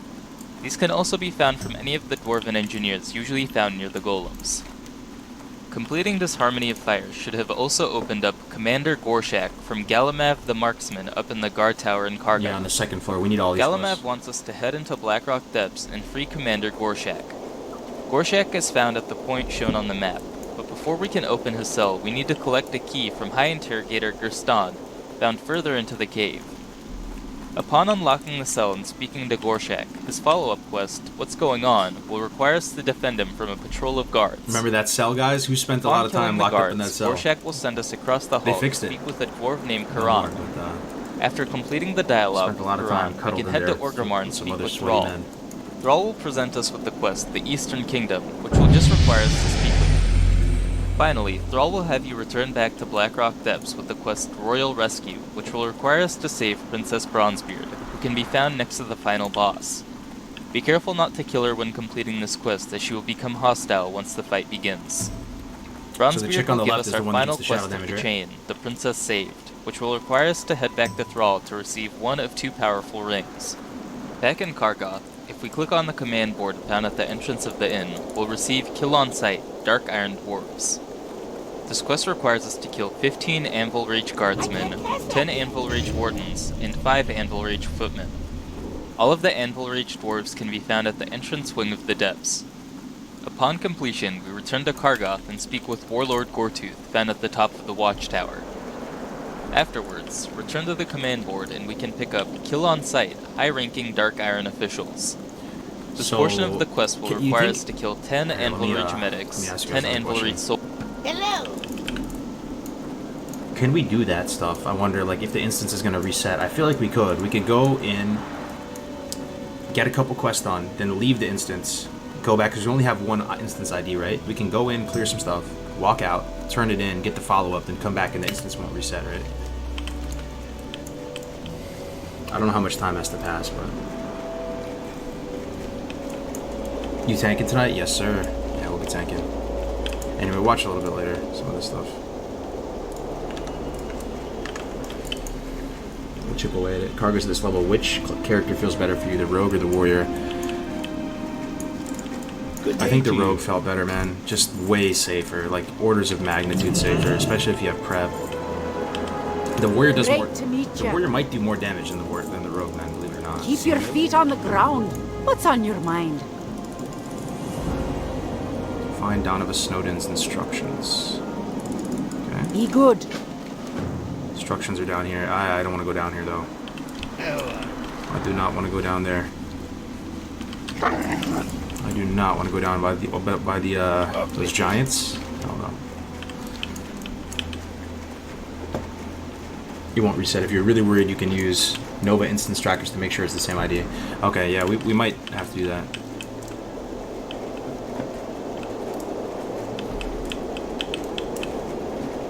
Is this goal to get 60 without being killed? That's the goal, and we're almost there, man. One more level to go. We might have to do one more quest or something. This doesn't look like it's going to get us there. We're still one bubble out. We'll see. Just stay away from those damn leopards. The ones in Northern Winterspring? Yeah, man, I'm not going out like HC Berserker did. The silver lining in the death clips is that it really does save lives for the subsequent hardcore players. Even just with Rocksteady the other day, he died to those Infernos in Fellwood. I just knew to stay away from that place. Oh, very nice. Very nice. How do you guys feel about this chess piece? Where's my big brain tanks at? Defense. It's a decent tanking stat, right? I mean, it's for BRD. It's concentrated avoidance. We lose 14 stam. We lose 30 attack power. We gain 50 armor. 17 agility is a little bit of armor on it as well. A little bit of dodge, a little bit of crit. Looks pretty good to me. Ursa's Embrace.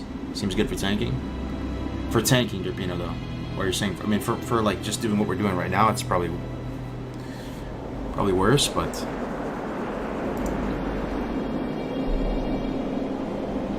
That's good, real good. We take the stam.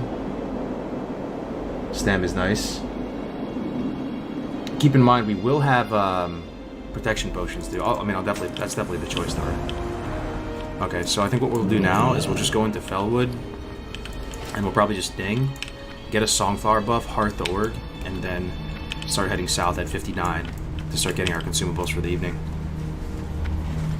2 healers again? Yeah, we're running Priest Shaman.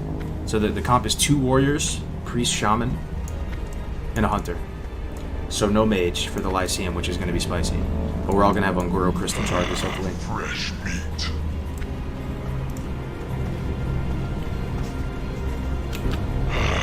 Fresh meat. Alright. I can't believe you never died. That's insane. I died like a million times when I hit 60 my word. Yeah, man, it's been a long haul. We've been doing this for weeks now, right, guys? Like 2-3 weeks at least. It's been a long haul getting to this point. Hopefully we don't rip right at the very end. Agility gives you dodge, except no stam on it. Yeah, I actually like armor a lot too. Armor is a stat that, would you guys agree that if you're a new player or something, you don't really understand the importance of armor? Like, I undervalued it for a long time. It wasn't only until recently that I started like really just like loving armor, like becoming a huge armor enthusiast. It makes a big difference. I'm the type of dude that I used to sell my gear in like the early levels just to afford something. I found out that is only very, very situationally worth it. The armor moves the needle massively. And this is 50 more armor, you know? 10 defense and more armor seems legit to me. Yeah.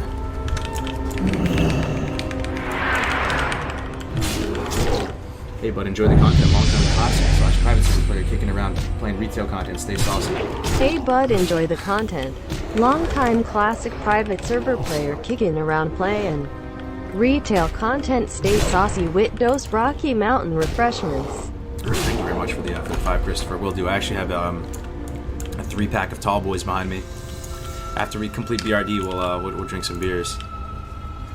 Drink some Rocky Mountain refreshment. Appreciate the 5, man. Doesn't agility give more armor too? Yeah, what is it? One armor per agility? No, I think it's 2 armor per agility, isn't it? It's pretty good then, if you think about it. 17 agility, so that's what, 34 armor? So that thing almost 100 more armor maybe? Close to it. So what I'm doing here right now is we're just grinding out the remainder of this level and we're getting a Songflower. This is a Songflower back right corner here. So. How would you want to lead instance later? There's some quests that have follow-ups, you know? So, that's what I'm saying. We could run out of the instance and go turn them in and go back for follow-ups.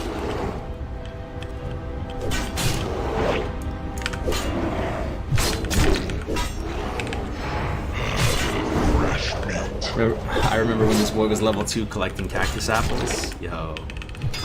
Me too, man. Come a long way.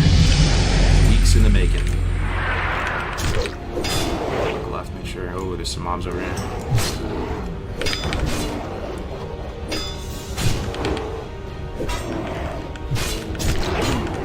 Are you going to try to knock out all the BRD quests in one epic run? That's the plan. We were thinking BRD, there couldn't be a more perfect setting. Right? Even more so than UBRS or LBRS. I don't think there's any other more perfect way to ding 60. I'm even thinking Skolo Man Strat. Yes, those would probably be harder than BRD, to be honest, Skolo and Strat. But it's not as like picturesque. Like BRD was the end game dungeon of our childhoods, you know? It's like the perfect fitting thing. You have to walk into like this Mordor looking type mountain. This huge, massive. I don't know, man. It's just perfect. It's like this whole hardcore experience will be like vanilla WoW in a nutshell, you know. Ding off king. That's what I was hoping for. But and I will say again, because some of you might have missed it, our priest is pretty much going to ding about 1/3 of the way into the dungeon. And this is uncharted waters for us as a community. We've never had that happen before, where somebody dings 60 in a dungeon. So what do? What do we do? I don't know. Your guess is as good as mine. Us mods have been talking about it all morning, and the current thinking is he is still mortal, even though he's 60, until the dungeon is complete. So there is a chance here that he dings 60 and doesn't make it into the Hall of Legends if we wipe on Emp or something like that, right? Which feels horrible, but that's the best we can think of right now. Imagine hitting 60 on hardcore and still having to delete and not getting into the Hall of Legends. I know it feels horrible, right? But they do have another option. As soon as they ding 60, they can just hearth out and leave, and as soon as they leave that dungeon, the run's over. So that's on them, you know?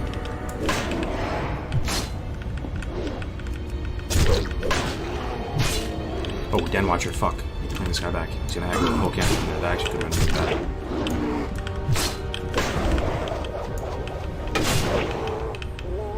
You're blessed with the Lifestone for a reason. Imagine the Lifestone saves me. Imagine I like barely stabilize under some crushing damage from Emperor and the Lifestone saves me. Like, I pop it and heals me 700 health. Inventory full, yeah, I know, man. We're about to get out of here in a second. There's no Songflower up there, which is a bummer, so we might have to go a little bit south. Find another Songflower before we leave. You always want to top yourself up with a Songflower before you leave Felwood. Songflower with this Mongoose, bro, that's like 8% crit right there. It's insane. Makes a huge difference.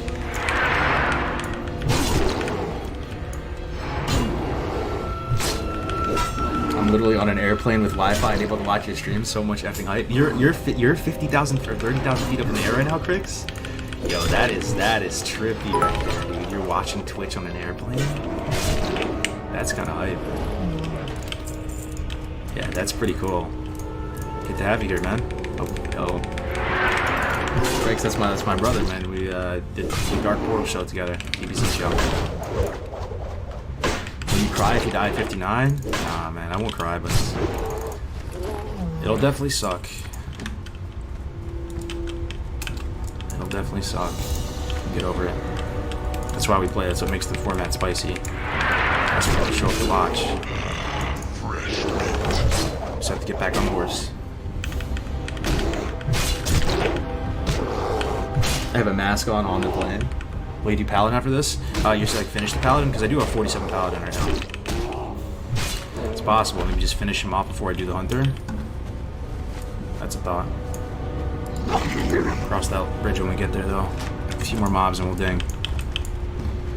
Oh, there's also a Plague Bloom spawn. I've gotten so good at knowing where all the Plague Bloom spawns are here in Felwood, man. I literally know where like all of them are now. There's one back here.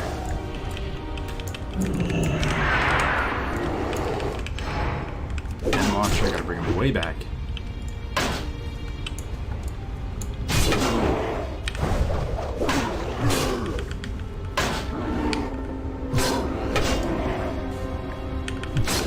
How close to Dingen are you? You can see the purple bar down here. We're extremely close. Like, what is that, 5 mobs or something? 5 mobs away, something like that. Another Den Watcher, bring him back.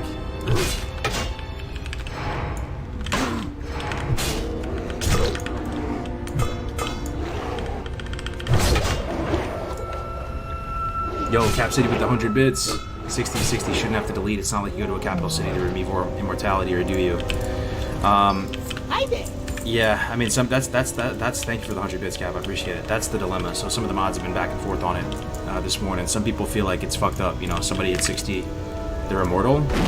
In time, then you're in a dungeon with somebody who's immortal, right? They could just die, you know, and like kind of sacrifice themselves for the group. I feel like it's kind of spicier and more truer, you know.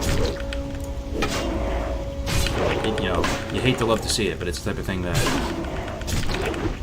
if they remain in that dungeon group, they're still mortal until they either choose to leave, which they can do at any time. They could just hearth out, right? Until they leave or the run is over. Looking for something specific?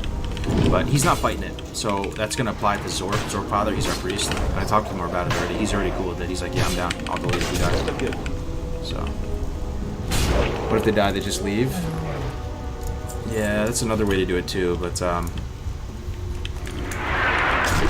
it's true. Like, conceptually how it's been, though, up until this point, is that once you hit 60, the challenge is over, though, right? So, like, you're still playing with players that are doing the challenge at 60. can totally do it that way too. I think we'll try it out this way for now. Yeah, here's the plague bloom I was talking about. And it seems to respawn here all the time, like every 15 minutes or so. Probably one or two of you will remember this when you make your own characters. This plague bloom right here, top left of Fellpaw. There's a plague bloom right here, and there's a songflower top right as well. So this is an amazing grinding spot if you're melee like rogue warrior. You come here, you top yourself up with songflower. You come over here, you get the plague bloom. You know, over time this will add up. You get this every 15 minutes, you'll end up with like 10 plague bloom. That's 5 hours of mongoose right there. All right, so we're about to ding. Very close. 2-3 mobs.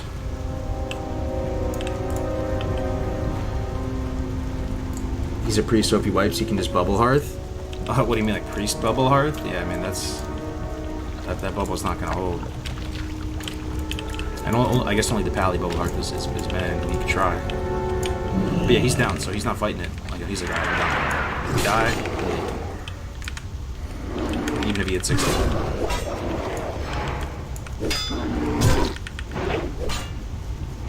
Imagine Hodge, right? Imagine Ironfoe, imagine Hodge. There's a chance. This is the blessed run after all, right? There it is, boys. 1 level to go. Can we get some blessed runs in the chat? 59, baby. We are 1 level away. With each percentage point we get from this point moving forward, this is the final percentage point. That's it.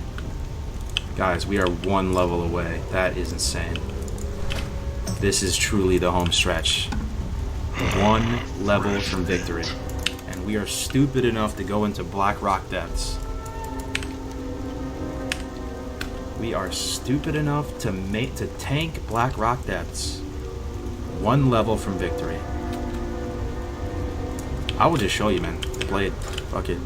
I'll show you the blade. It's a lot. Like we have. Look at our professions, guys. Look at our professions here. We have sorry. Alchemy 300, Herbalism 300, Cooking 271, First Aid 300, Fishing 160. We have our mounts. Man, we've invested in our professions, man. We've invested in our bank. We are at 9 days played, dude. 9 days played could just be deleted. 1 bad pull in BRD. 1 misstep. A little too much damage goes out. That's it. That's all she wrote. Delete. Never again. If your healer gets DC'd, yeah. If the healer gets DC'd, we're probably fucked. He could probably contest the death, but it wouldn't affect us, you know? I don't know. We've never had to make that decision. That's just... I don't even know what to think about that. I just hope it doesn't happen. I don't think it's gonna happen. 1 bad bull. PRD is not easy at all. There's a lot of hard places in there where you can die really quick. 100%. There's a lot of... I'm visualizing the whole dungeon in my head, man. There's a lot of things that can kill us. I think the first half of the dungeon is going to fall over, right? The low 50s mobs out in that circle. But you guys, if you visualize BRD with me, remember that second half where you have those packs of healers, of those 3 packs of dwarves of healers all on the bottom level. There's the dragoons, there's the healers, and there's this one other type of mob. Those guys hit so hard. Think about the bar event, that golem in the bar event, that guy hits so hard. Think about just the trash pulls in those upper rooms, you know, on those little platforms. Think about the Lyceum. There's our songflower right there. All right.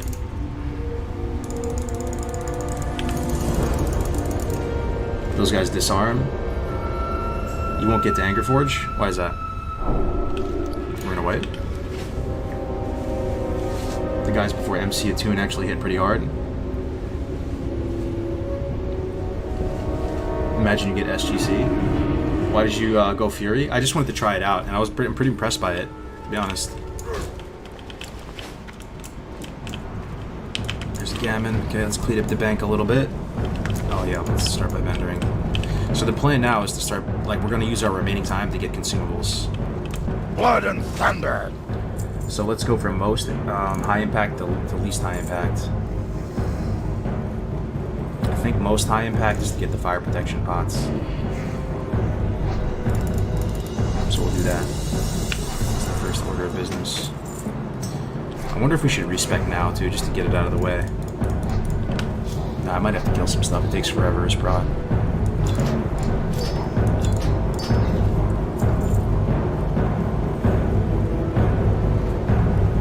If SGC drops, you're giving it to Grace so we can use it to 60? Probably, yeah. Yup, as weird as that is. Unless it's good for me as a tank. I don't know. Probably not. One level to go, boys. Time is money, friend. One level to go. Farewell. We are stupid enough to go into BRD. What are we doing? Yeah, I just went to try it out, hardstyle. I went to try out Fury. Because we're gonna respec tonight anyway, I just figured might as well. Let me see. For the Horde. Okay, so we need to make nature protection potions. We have some. Let me clean up the bag. We have some, but I want to go in there with a stack at least, maybe 5 to 10. It would be nice to have Troll's Blood Elixir too. It's not much, but it's something. This is the main one. Fire Protection Potion. This is the one we need badly. So we need Fire Fin. Lesser Invis Pot. I have one of those already. We already have a stack of free actions. Shadow Protection Pot. So I just need some King's Blood to make a few more of these. I need that too. Because I have some Grave Moss in the bank, I think. Yeah, I got 3 Grave Moss in the bank. 2 Shadow Protection Potions in the bank. Here's our Ungoro Crystal Charges. 5 Nature Protection Potions. 2 Fire Protection Potions. 4 Oils of Immolation. 9 Fire Bloom. We can work on making some more Oils of Immolation with that. Look how many Flame Sacks we have too. We have a bunch of Flame Sacks. And we have some Ungoro Crystals too. We'll have to go to Ungoro. So yeah, look at the bank. Look how scuffed it's looking. The bags, rather. There's our, we also have this trinket, Essence of Aranicus from SD. We could use this for 1 pull. Would this be good to use, like, one, you know, situationally? Probably. Let's pull that out. It's 15-minute cooldown. It's not too long. Let's get some grapes out. Here's our tanking legs. We can use in tandem with our chest piece. Look how shitty our bags are looking. Yeah, we need the fish. We'll keep this in the bag.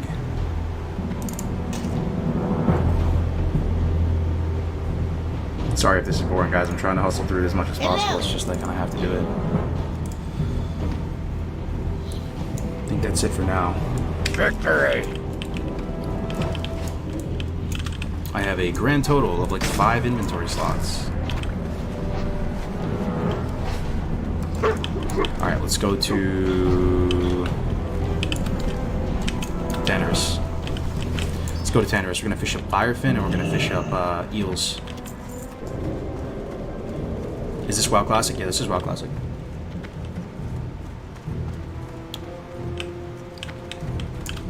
What time is he planning to do BRD? It's going to be 8 p.m. Eastern Standard Time. It's 5 p.m. Pacific. Sub. Alright, to Gadget Time we go. To Gadget Time we go. We can keep watching this video since we're flying. Alright. Let's blow it up a little bit. I think we're getting to the good part now. Soldiers, and 10 Anvil Reach officers. All of these dwarves can be found further within the dungeon when we begin to encounter the dwarven... So these packs right here is what I'm talking about, guys. I'm kind of shook. Is anybody else here shook? These packs right here are so powerful for some unknown reason that we're going to have to like min-max the hell out of this shit in order to have the right kill order. The officers are the big slappers, right? Maybe just CC the hell out of this guy, Slumber Sand, whatever we got. There's probably like 10 packs of these total. Probably just CC the hell out of the officer, kill the medics first, then kill the officer, then the soldier, something like that. Why do you put in US East if you live on West? It doesn't matter too much, man. I don't notice it. They run at low health. One of them bubbles. Yeah, which one bubbles again? It's the officer, right? One of them's kind of a paladin, I think. That's why you just CC this guy. Hunter trap the officer. Yo, should we have the hunter go survival, guys? For Wyvern's thing? Yeah, the officer's bubble. Medic's gotta die first. Those packs are deadly as fuck. 100%. I don't think we can just melee cleave through this shit. We're gonna have to like be a little bit more finesse with it. How do you guys feel about the hunter going Wyvern's thing? Like survival, deep survival? Give us a little more CC, because we don't have much. We have no mage. Be sure to pull around the corner back into the chamber. Running mobs will aggro something, that'll be a wipe. Pull them way the fuck back. So why are we pulling them way the fuck back? Just because they run? Or is there a fear as well? There might be a fear with medics, you know. These are kind of like priest type mobs. There could be a fear. You just pull way back. Wyvern Sting is a good CC. Yeah, that's what I'm thinking. I'm thinking of maybe if the hunter's down, just to respec for it. In living quarters. Once complete, head back to Warlord Goretooth. When you've turned the quest in, the orc, Lexlord, found next to Goretooth, will offer you the quest Grark Lorkrub. This quest sends you to the Burning Steeps to find and capture Grark Lorkrub. Once captured, you'll have to escort him through Blackrock Mountain over the Searing Gorge. This quest can be quite challenging as you have to fight quite a few elites. And also, if you're on a PvP server, make sure you bring help because you do have to go through the mountain. Once you've completed the escort, return to Lexlord, and our final quest will open up from Goretooth. That quest being Operation Death to Angerforge. As the quest name implies, we'll be heading back to Blackrock Depths and slaying General Angerforge, who can be found fairly far into the dungeon. Once your task is complete, return to Angerforge. For some reason, I never like thought he was that hard. Angerforge, you can pull him up the stairs and then just finesse. You can use the you can like jump down, you know, to finesse his pathing a little bit if you need to heal. That guy doesn't scare me too much, Angerforge. One final time and collect a pretty solid necklace for most melee classes. Yet again in Kargoth, we can pick up the first of a 3-part chain, The Rise of the Machines, from Hierophant Theodora Mulvadania. This quest sends us to the Burning Steeps to kill and collect 10 fractured elemental shards from any of the obsidian elementals. Once complete, head back to Theodora, who will now send you to Lotwell Verodius, who can be found just east of Kargoth. Lotwell gives us the final piece of this chain, asking us to kill the clone of Argolmok found in the Blackrock Depths, and to collect 10 intact elemental cores from any of his mechanical elementals. Our final That's the guy, hold on, this is the guy we need to use the nature protection potion on, right? Our final horde... Lotwell gives us the final piece of this chain, asking us to kill the clone of This dude right here, look. Look at that. Nature damage. How may I help? It's crazy how all the dungeons, they still somehow have the whole spectrum of damage. You know, you would think maybe it's just shadow and fire.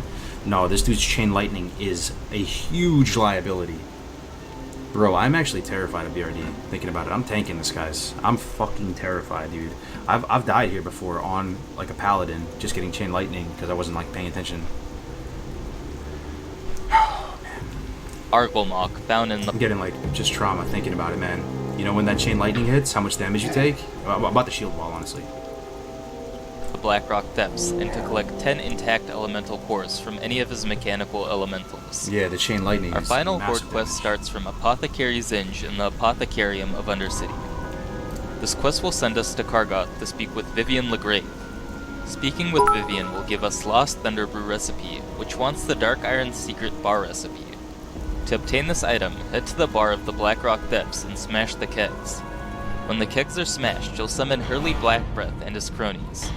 Kill them and you'll be able to nab the recipe for yourself. That isn't bad, right? Oh, sorry about this.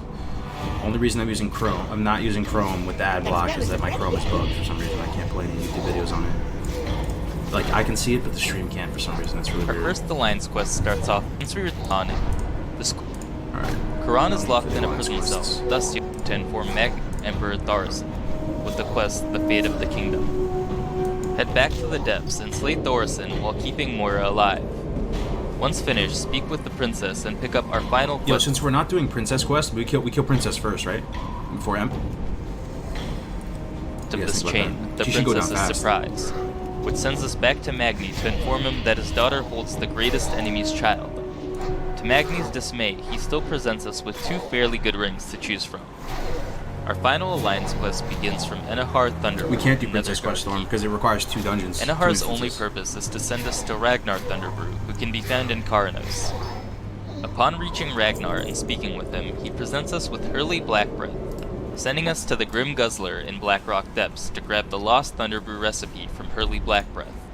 There is actually one more alliance quest in this dungeon, but that's for the Onyxia attunement, so I'll be covering that in a future video, so stay tuned for that.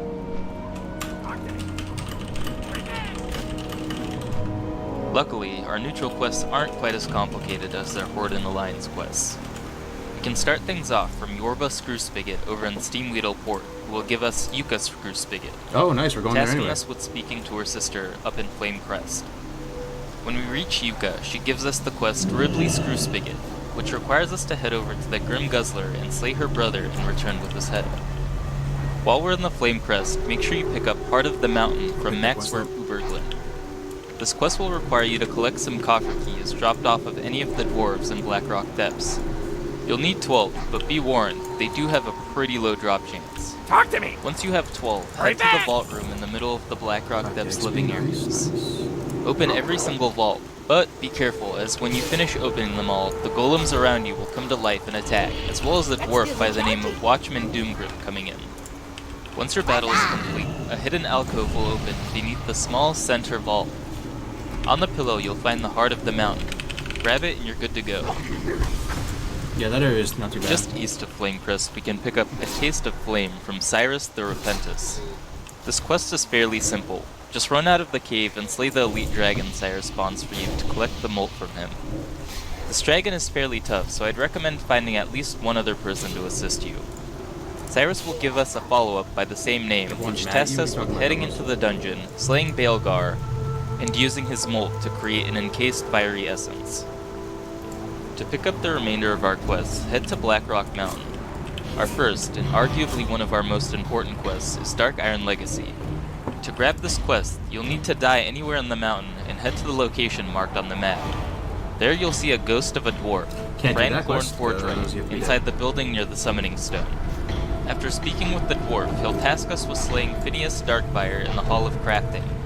Make sure you grab the hammer Ironfell from the corpse, and head to the statue of Franklorn inside of the dungeon to turn in the quest.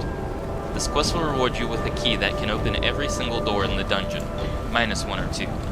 Our final quest is a bit Yeah, we're gonna complex, blow and I it wouldn't open really with recommend doing Sephorium it unless charge. you plan on using either of the 2 item drops. From Negmara in the bar, we can pick up the Love Potion.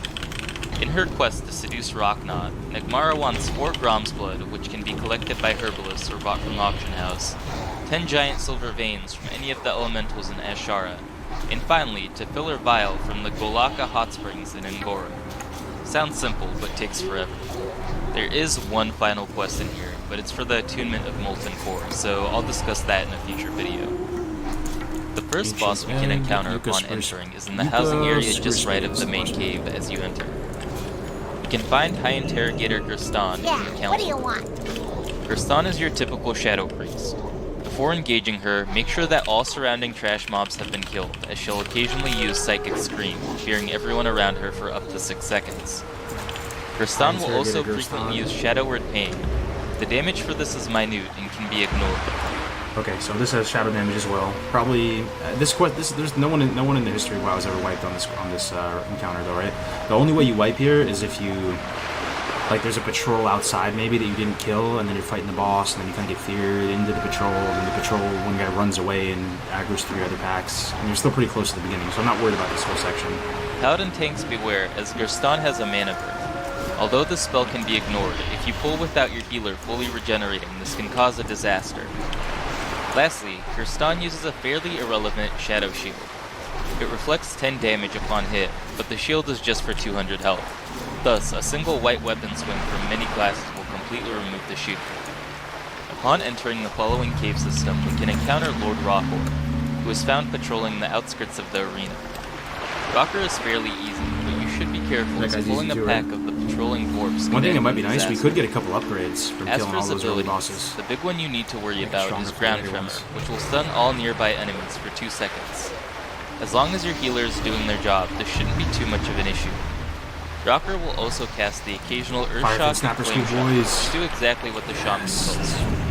The Flame Shock is completely unavoidable, but if you're a Paladin tank, I'd recommend not casting it until you see him throw his Earth Shock out, because you'll be silenced for a few seconds. Up next, we have the Ring of Law.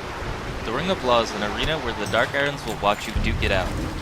You'll want to complete this event, as it will make a few of the hostile dwarves in the dungeon neutral when you head further in.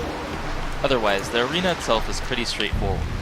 When you step in, you'll trigger an event where you're pinned against a few waves of spiders, scorpions, thunder lizards, and whatever else the dwarves throw at you. After 2 or 3 waves, a boss will be summoned.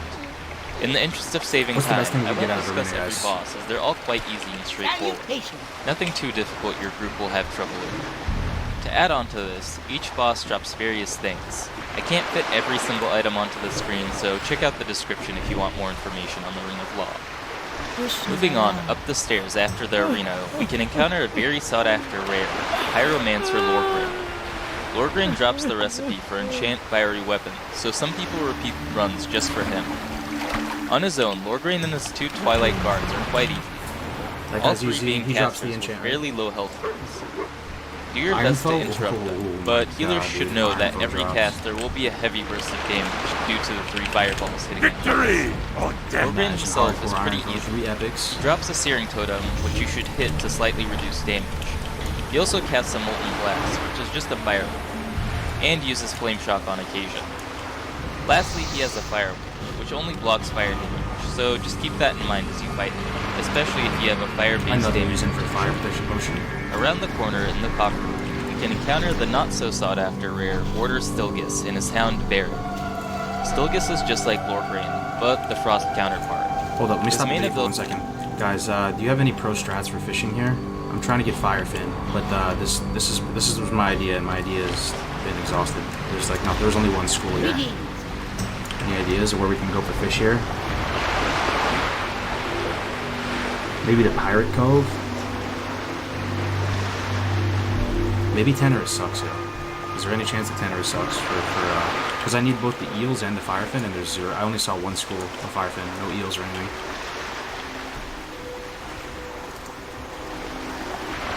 Way more in STV, keep going down the coast. Pirate Cove does have a fishing spot. Bottom triangle of the map where the turtles are. Oh, this? This is even a place? Alright, let's keep going down the coast, we'll see. Firefin and STV. It looks like everybody's saying STV, so we could go to STV. It's just kind of a pain in the butt to get there. Because we need to be in Ongoro in here. Fresh meat. Giants down there, yeah. Ability is Frostbolt, which causes moderate frost damage. He also So has what we're a doing right frost now, guys, is bolt, we're which making will fire root protection all those potions around for for 8 the RD. seconds. It's the number one thing that we If can you get can, done. keep your distance from him, but otherwise this is unavoidable. Finally, Stilgus has 2 defensive spells, Frost Armor and Frost Ward. Avoid casting frost spells on him when you see his Frost Ward, and you'll be all set. He's basically a tank in Spank, so focus Stilgus down, and then, when you can, move on to his Hound Baron. Descending further into the pits, we meet More Firefin, Phineas let's see. Darkfire, the Chief Architect. Darkfire is your run-of-the-mill paladin. Passively, he has Devotion Aura running at all times, as well as Holy Strikes, his version of Seal of Righteousness, which just adds on some extra holy damage. Phineas will also kick, causing minor damage and interrupting. As always, casters beware. Finally, Phineas has a Holy Light. Do your best to interrupt it. The cast is 2.5 seconds, so that's plenty of time for anyone in the party with an interrupt to stop the cast from going off. That's basically it for Darkfire. Try and keep him away from his patrolling golems, just to ease the fight. He does patrol up and down his ramp, so eventually he'll come up to meet you if your group is worried about taking on more than just the dwarf. Look at this, guys. This is Andrew, and he is a creator. Let me turn the hand base down a little bit.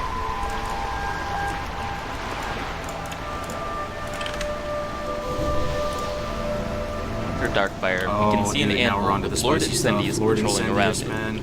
Incendius can be quite a challenge if even a single person in the party makes the wrong move. Oh my To start God. things off, everyone will want to stay spread apart. Spread Incendius apart? does mostly area of effect damage. His Okay. Firestorm you can move out of, but his Fire Fiery resistant. Burst is a fire blast that affects everyone. Healers, do your best to keep the party up, and tanks, make sure you tank them away from ledges. as his mighty blow will knock you back. Improper threat distribution and generation can send someone into the lava below, so position well here. Incendious' final ability is Curse of the So Elemental. as long as we tank him in, that hallway, you see like where he is back here, and not tank him out here, and we don't forget. I'm the type of person that would go with the shot and forget. As long as we tank him out here to the left, no one's getting yeeted into the lava, right? We would have to make the mistake of fighting him out in the open, and then somebody can get into the GG'd and dumped into the lava. So we just pull him and on the pull and just get him all the way back. The only reason why you wouldn't be able to do that, maybe, is if you were... Some people skip the trash here. I think if you're 60, you can just run through the hallway and not aggro anything. But we're full clearance, so... As cool as this ability sounds, all it does is slightly reduce your fire resistance. Yo, so don't Warrior TSW, my man, with the 74 viewer host. Thank you so much, man. One of the biggest brains on the TBC side of things, man. Your day in the sun is coming real soon. Thank you very much for the host, brother. We're doing something potentially really dumb, man. We're doing the hardcore challenge. We're level 59. We have 1 level to go. We have 9 days played, and we're gonna go into BRD at 8 p.m. 8 p.m. Pacific Eastern Standard Time. I appreciate it, Warrior, man. Thank you so very much, man. I'll get you back. Welcome, guys. I know most of you are on the TBC side of things, but this should be an interesting time tonight. worry about it too much. As for the anvil, blacksmiths can make a variety of specific dark iron items at only this specific anvil. After fighting your way through an armada of soldiers, you'll encounter the magma giant Baelgar. Need help? This fight isn't incredibly challenging, but Baelgar does have a huge health pool, so it's very there's easy a lot for of fire him to pin here, wither the guys. party down. This is amazing. He has one ability, but it's more than enough to turn the battle in his favor. Baelgar will occasionally summon a spawn of himself. When you see him casting this, spread out, as the cast does around 1500 damage. That guy Focus is down pretty the hard, ad to lessen the damage taken. If you ignore the ads, eventually they will overpower you. Despite his massive stature and health pool, this is a fairly straightforward tank in Spain. Stay focused and you'll have completed the first wing of the Blackrock Depths. To proceed further into the dungeon, you'll need to have finished up the Dark Iron Legacy quest and obtain the key. My fish keeps Follow getting the doors away. after Baelgar into the garrison and release the Shadow Forge lock to close the gate and make a bridge to the remainder of the dungeon. As you proceed further into the dungeon, you'll end up at a living area. Head down the stairs and we meet General Angerforge. Angerforge himself is quite weak. His one and only ability Spot is is Thunder so Armor, reducing the target's armor. The guards around him are also fairly weak and can easily be killed. What you'll want to look out for is Angerforge calling more guards to assist him. Try and tank Angerforge at the base of the stairs, as the guards he summons can heal him. I'd personally recommend killing off these healers, unless you know for sure your group can. So with this fight, you just you pull all the way up, right? Like way up, and then you kill the ads and kind of just finesse the pathing of them a bit. This one, I'm not too scared of this guy. You guys say it's hard, but I think it'll be fun this one too. Can burst Angerforge down. Otherwise, for being the general of the Dark Irons, this fight is quite simple. Head across into the manufactory and you'll see Golem Lord Argolmok. Before we begin this fight, clear out the entire room of gnomes and constructs, as engaging Argolmok will chain pull everything. Yup, imagine if we Argolmok made the himself mistake isn't too difficult. Imagine if we made the mistake of not full clearing the room and we pulled him and pulled the entire thing. That's death right there. That is 100% death. But his damage will be amplified by his 2 golems.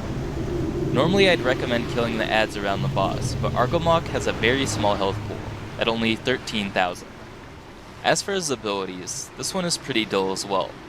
Passively, the Golem Lord has a lightning shield, just like the Shaman's ability. It will just deal back minor damage on hit.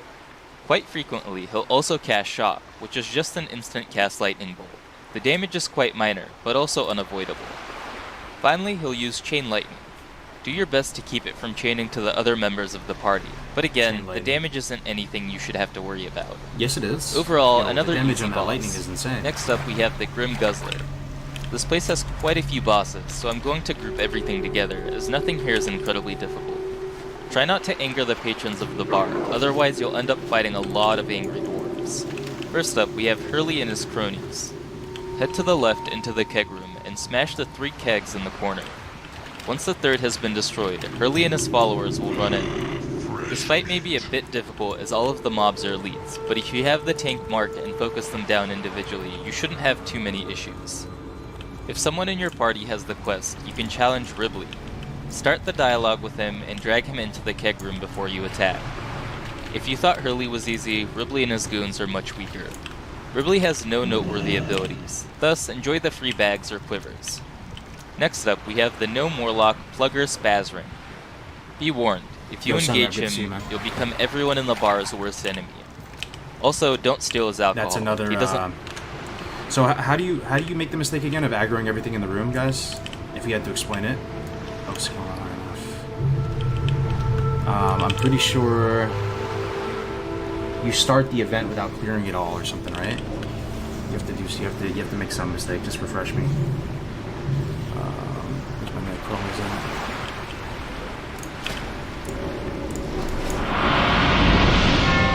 Misclicking and attacking the patrons. Gotcha. It'll just make everything hostile and aggro onto you, right?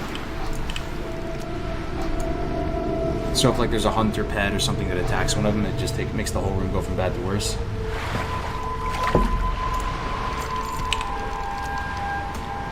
If you attack the bartender, pickpocket the bartender, steal more than 2 beers off the table.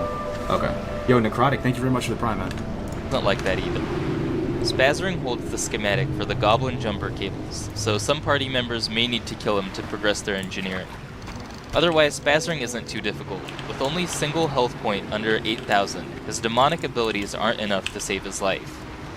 To face our final boss of the Grim Guzzler, Phalanx, and to exit the Grim Guzzler, we either need to give Private Rocknot plenty of Dark Iron Ale, or complete Nagmara's quest.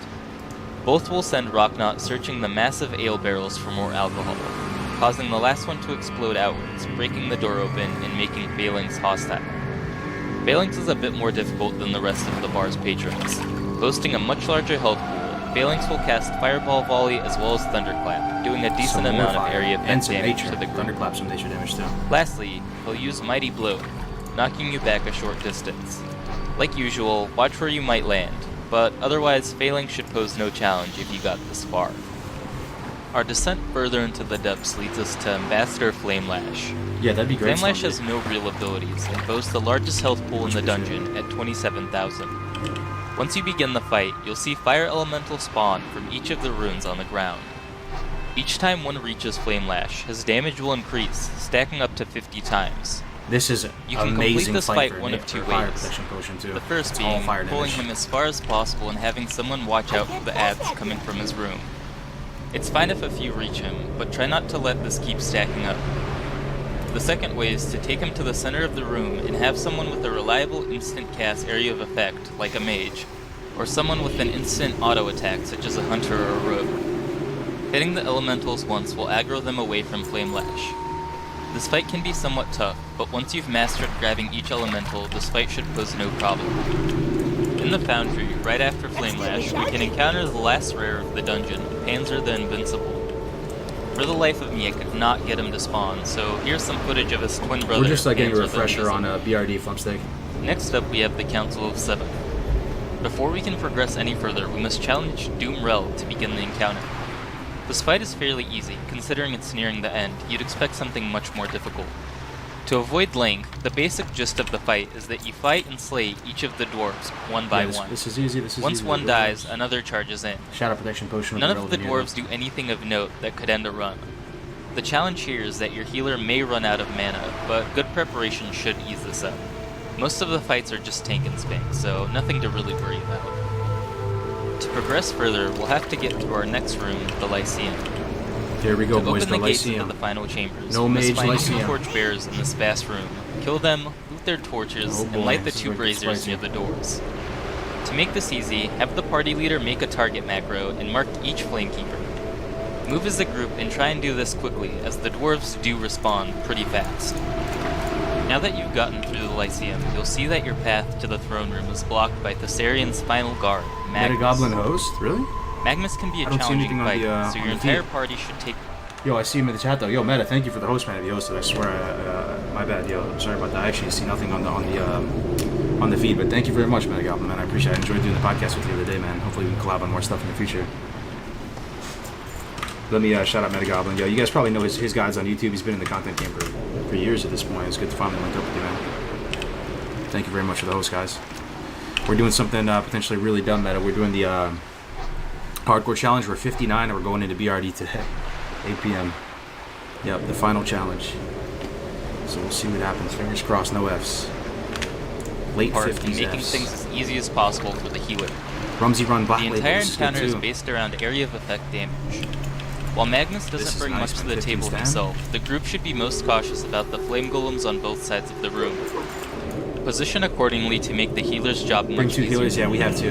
As for Shaman and Magnus, Priest. he's a tank in Spain. He'll contribute to the area of effect damage with his own fiery burst, which does area fire damage. Lastly, Magnus will use a This guy war hits pretty stomp. hard too, right? Keep your distance if possible, War as stomp, this will so stun maybe all a those tap around before we Magnus went for into up to 8 seconds.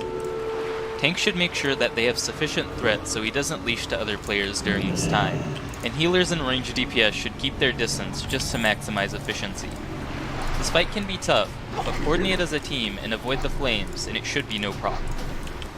Once Magnus is slain, the doors will open to Thorison's chamber. Here we go, On Thorson. each side, there will be a plethora of guards, as well as other ranking Dark Irons. Yep, the trash Play list them room is as sketchy. they'll all chain pull once the encounter begins. Once Thorison is engaged, Moira, the female dwarf, will come to his aid. You can do the fight one of 2 ways. So we Keep killing Moira Princess alive first, boys? and have a DPS tanker somewhere off to the side, if you need the quest.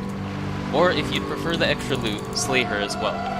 Wait, hold on. Is the safest strat for this, actually? What if we pulled them and everybody ran up into the top ledge? You see those ledges on the left and right? What if I just went up to, let's say Moira, right?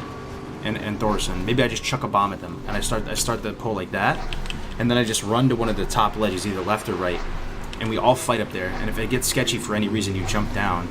They can't hit you, right? They're gonna have to run around and go to the stairs for a minute, so you'll have a second to recover. And what if we just keep milking that? This encounter will require either 2 tanks or a single very geared one. Ideally, your party will want to focus Moira, as her abilities are Heal, Renew, and Mind Blast. Try and interrupt every heal you can from her to make this fight that much easier. Oh, she heals. Mind me, Blast for sure, does a kill bit her of first shadow time. damage, but can't truly be avoided, so just tank the damage. Do that when he enrages, that's right. Does But he if enrage you at don't need the 25%? quest, burn her down, as she can make the fight that much more difficult.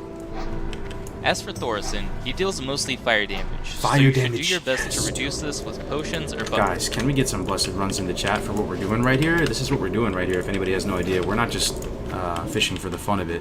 We're farming up fat stacks of fire protection potion. And that should hopefully be the difference maker here. Like, this might save our life here. I mean, we're going to have one pre-popped, and we're going to have another one during the fight. So 1,000 to 1,750. Actually, I think we pre-pop a fire protection potion, but the healing potion heals for more, right? The major healing. Major healing is 1,050 to 1,750. Fire protection is 975 to 1,625. So I guess the difference would be if you can, like, you can use this to prevent future damage with the fire protection potion. For some reason, if the fight drags on super long, like, and you use another fire protection potion if you think there's going to be like another 2 minutes later or something. I don't know. You see what I'm saying? Oh, we need these stone skill heals. This is huge. Each 2 that we get gives us an hour worth of 450 armor. That's great news, though. The fact that he does mostly fire damage. Healing his reaction, though, exactly, for sure. Yo, another host. We're getting all kinds of hosts today. Thank you so much, Weasel. Weaselbat, thank you very much for the host. That's a big host, man. 58 people. Thank you so much, Weasel. Welcome, guys. We're doing the hardcore challenge. We're at level 59. We're at the very final last level. We have 9 days played on this warrior. It's taken weeks to get up to this point. And we're about to do something potentially really, really stupid and run ending, which is to do BRD. But it is the perfect place to finish off the run. So that's going to be happening tonight at 8 p.m. EST, which is in basically 2.5 hours from now. So stay tuned. If anybody wants to check back later as well, we're going to be heading into BRD with a 5-man group, all hardcore players. All of us are in there. If any one of us dies, we delete. So any casualty is pretty unacceptable. Yeah, thank you very much for the hosting, Weasel. I'll give you a shout out.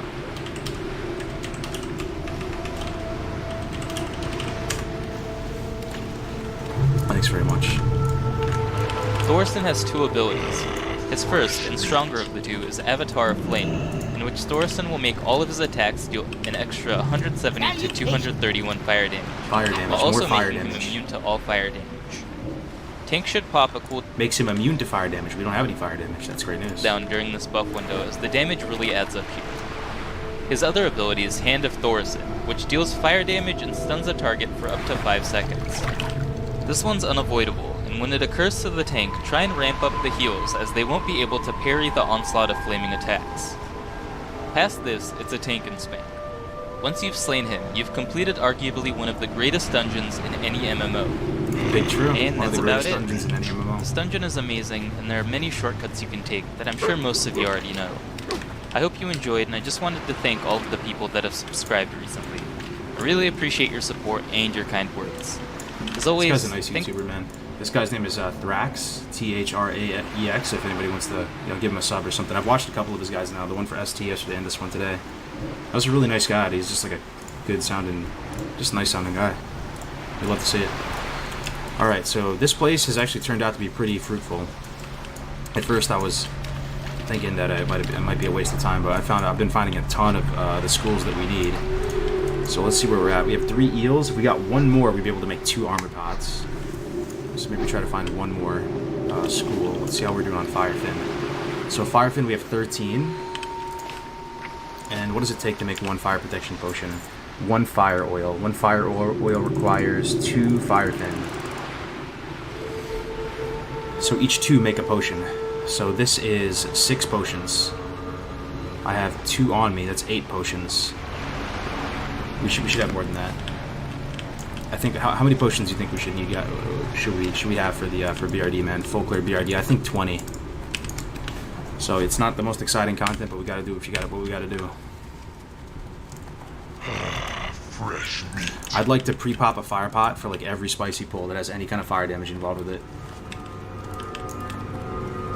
Ambassador Flame Lash Flight can be bugged. It is really rare, but it happens. I've tried it 3 times before. Bugged in what sense? In a sense where your whole group wipes because it's bugged. If you do not fight him in the middle of the room, you can pull some huge elementals from random places in the dungeon. Okay, very good to know. So just fight him in the middle of the room to avoid that. Thank you very much for sharing that. Should be fine since you're 59. At least 10, yeah. So I think we have about 10 right now. We have 10 on the dot. We're moving though. We're getting these at a pretty good rate now. And here's our last stun skill. Cool. Let's see if there's another good BRD guide. Some tips out, baby. What about this? Hey everyone, my name is Mike, and in this video I'll be showing you how to do the Blackrock Depths instant. Nope, that's retail.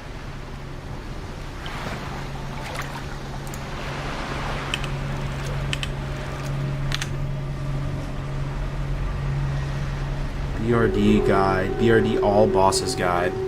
Prop warrior, full tanking BRD. Okay. I like this. We can watch this.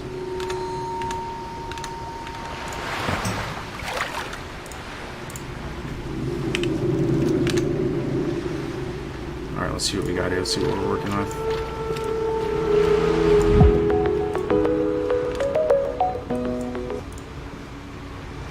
Alright, so here's BRD how it starts. They're in the first room right now. Everything is level 50 elite. This is no problem. All this stuff's gonna fall over.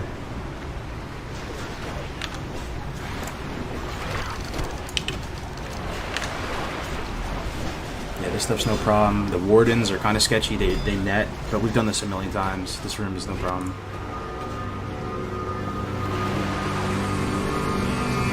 This is deep down the hallway in the center room still, so we're still good. Okay, now they're wrapped around doing high interrogator Gershon. These should be no problem as well.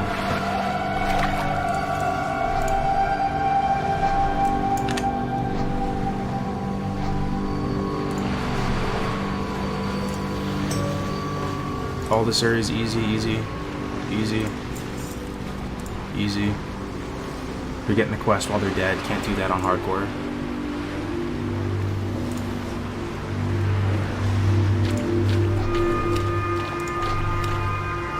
Okay, now we're starting to get to the good stuff.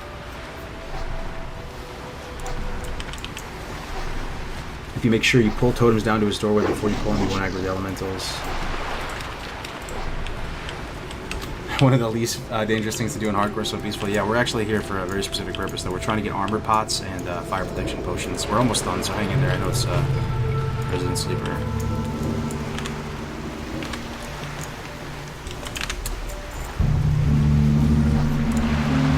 Let's get to a good part. Medics, Anvil Rage medics.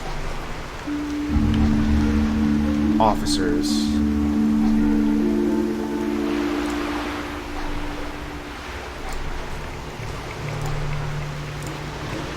Oh, that was the boss fight. I wanted to watch that. Yeah, this part I'm terrified of. This area. Yeah, let me let this run. These packs here are some of the most dangerous in the entire dungeon.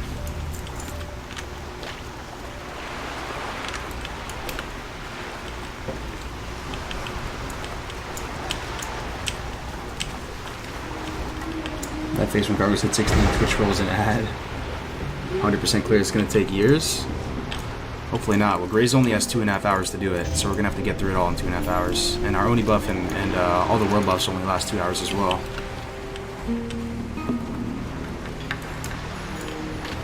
Alright, no more schools of fish over here. Let's do another lap. I'm worried about the Dwarf Torch Room AoE issue. You guys are not optimal. Yeah, so our plan for that is we're going to go pick up a lot of these. I have to get some more of these before the dungeon starts.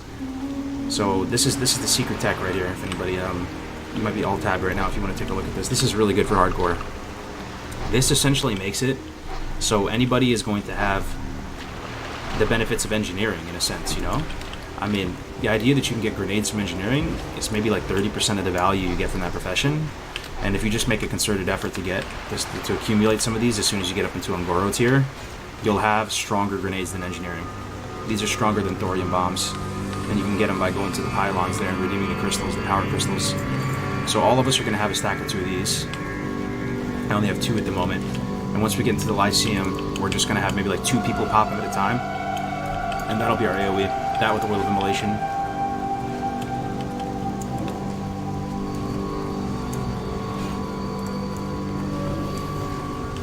Epic music for the dungeon? Yeah, we'll see what we can do. You know, we can play, yo, what's that awesome song from The Hobbit? The Hobbit movie? Misty Mountains? I want to play that. Once we get in there. We'll play some epic music. What class has been the hardest to level hardcore 1 to 20? The hardest to level 1 to 20 is, I would say... I wouldn't even say warrior, to be honest. 1 to 20, let me think. Hardest to level... Now it might be warrior. Yeah, it's probably warrior. But 1 to 10 is quick on warrior, then I guess, you know, 10 to 20 you have to start doing warrior things and taking it slow, taking it easy, pulling one at a time. It's probably warrior. I can't in good conscience say it's another class, because even rogues, I mean, they already have some finesse at 10 to 20. They have evasion, they have sprint.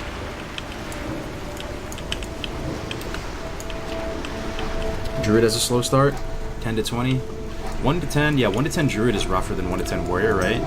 But 10 to 20 Druid, it never really bothered me that much. I feel like Bear Form is so strong that your chance of dying, because again, we're not talking about speed, we're just talking about like the chance of dying. You have self-healing, you have a Bear Form, and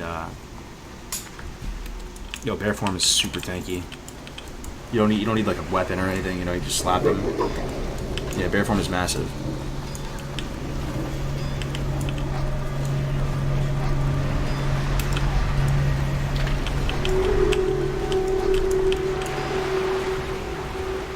Bear quest is no joke. That Moon Kid might kill someone.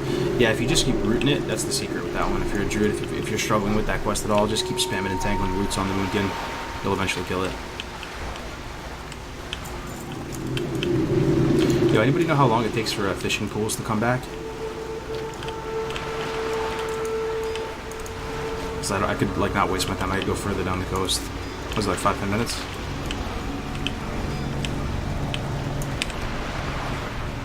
I'm getting excited for resubbing to Classic, waiting for December 1st to get the Let the Feeling build. Hell yeah. Really Blackmouth. Yo, maybe I have to hit some of these Blackmouth schools so the Firefin will respawn.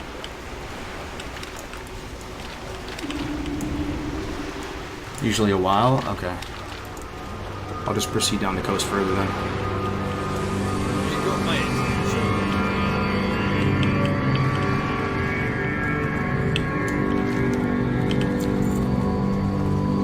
rogues also kind of weak 1 to 20. You think so? I mean, I feel like when rogues get, you know, starting at 10, like they dual wield, so they're super strong right at 10, and you get the class weapon as well.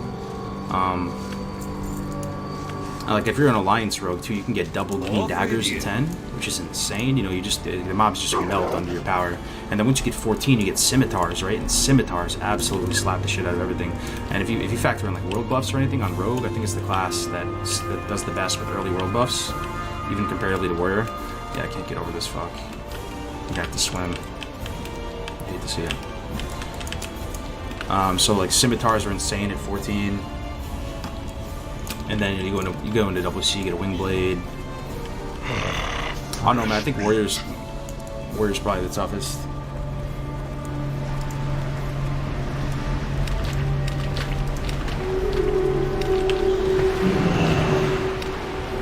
Parry, parry, dodge, miss, parry, parry. But your weapons are just so good at the early levels, man. It really just comes down to knowing the weapon progression. If you don't know the weapon progression, then warriors and rogues, both of them, feel extremely weak, like borderline just gimped, you know? But tactics really opened my eyes to how strong rogue can be. I mean, tactics has some amazing times on rogue. It really comes down to knowing the weapons. Whether you get scimitars or hammers at 16, you're bouncing around to various white weapons, quest rewards. Holy shit, there's giants down here, boys. That's a scary looking giant. It's a fishing pool right there, though. Stone scale eel, I need that, man. Took a break for it. Good. Fresh meat. Oh man, he's coming back though. Oh no. Alright. Oh shit, there's a turtle here.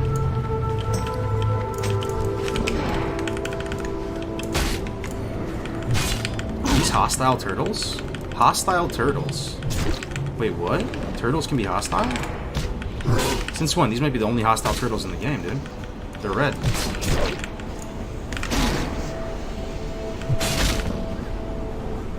What can I do? Hostile turtles in South Shore? No, those are all yellow, man, on the river. These are actually legitimately hostile turtles. They hate you. As soon as he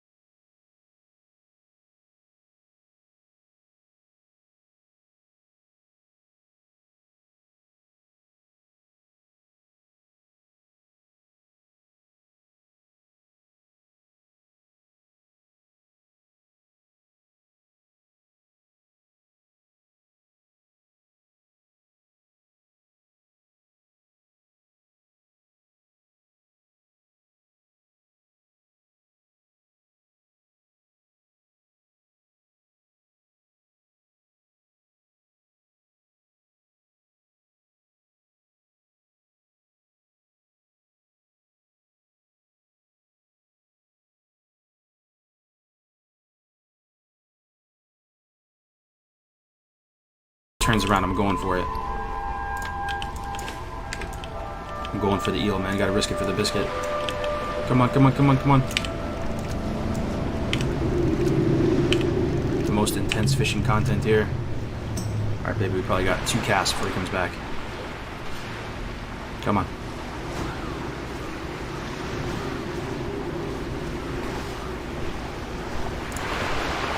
There's 1. That's all we need, actually. Because now we have 4. Oh, actually, 1 more would be really nice. Can we make 3 armor pots? Oh, he's coming back, though. Oh, please pop. Please pop. Please pop. Motherfucker.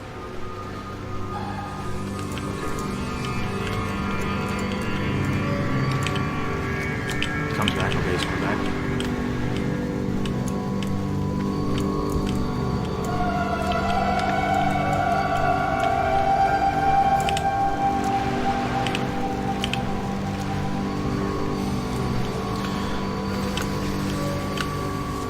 There's eels.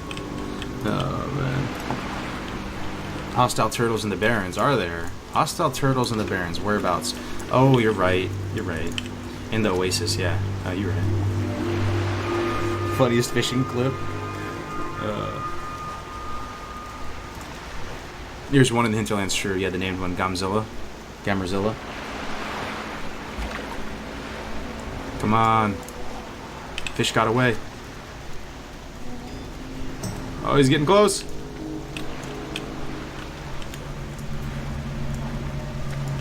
I'll have to just kill him, man. What is he, a 50 elite? Think I can kill him?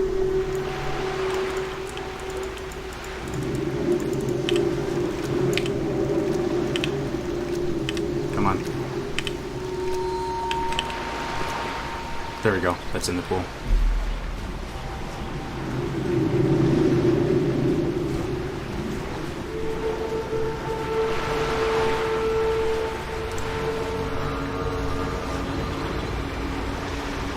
Any day now, fishing bobber.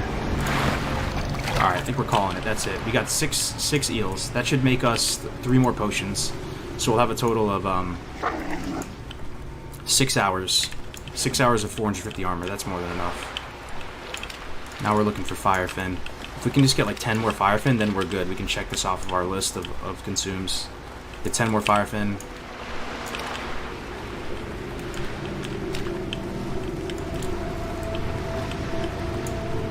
Blackmouth. A lot of blackmouth here. It's a good spot.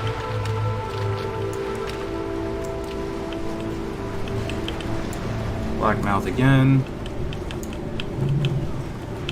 Favorite quest line in all of Classic? Probably Rock Dollar, Lock Dollar.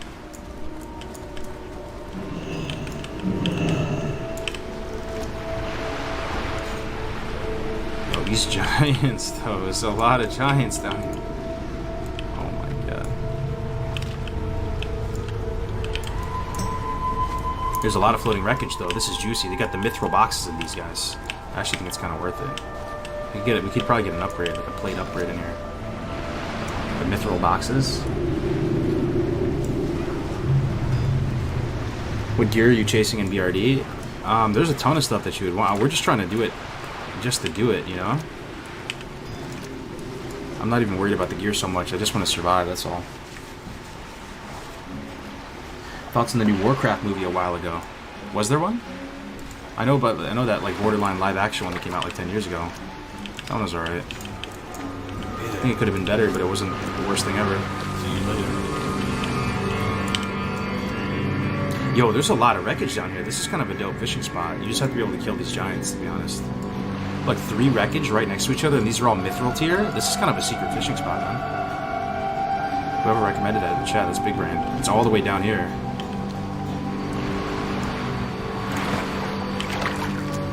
Fishing skill isn't really high enough to be here, though. I don't have any of the good bobbers to.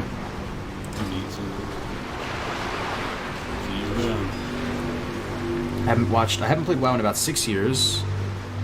Watching people's gameplay the past few months makes me miss it, but so much has changed. Oh.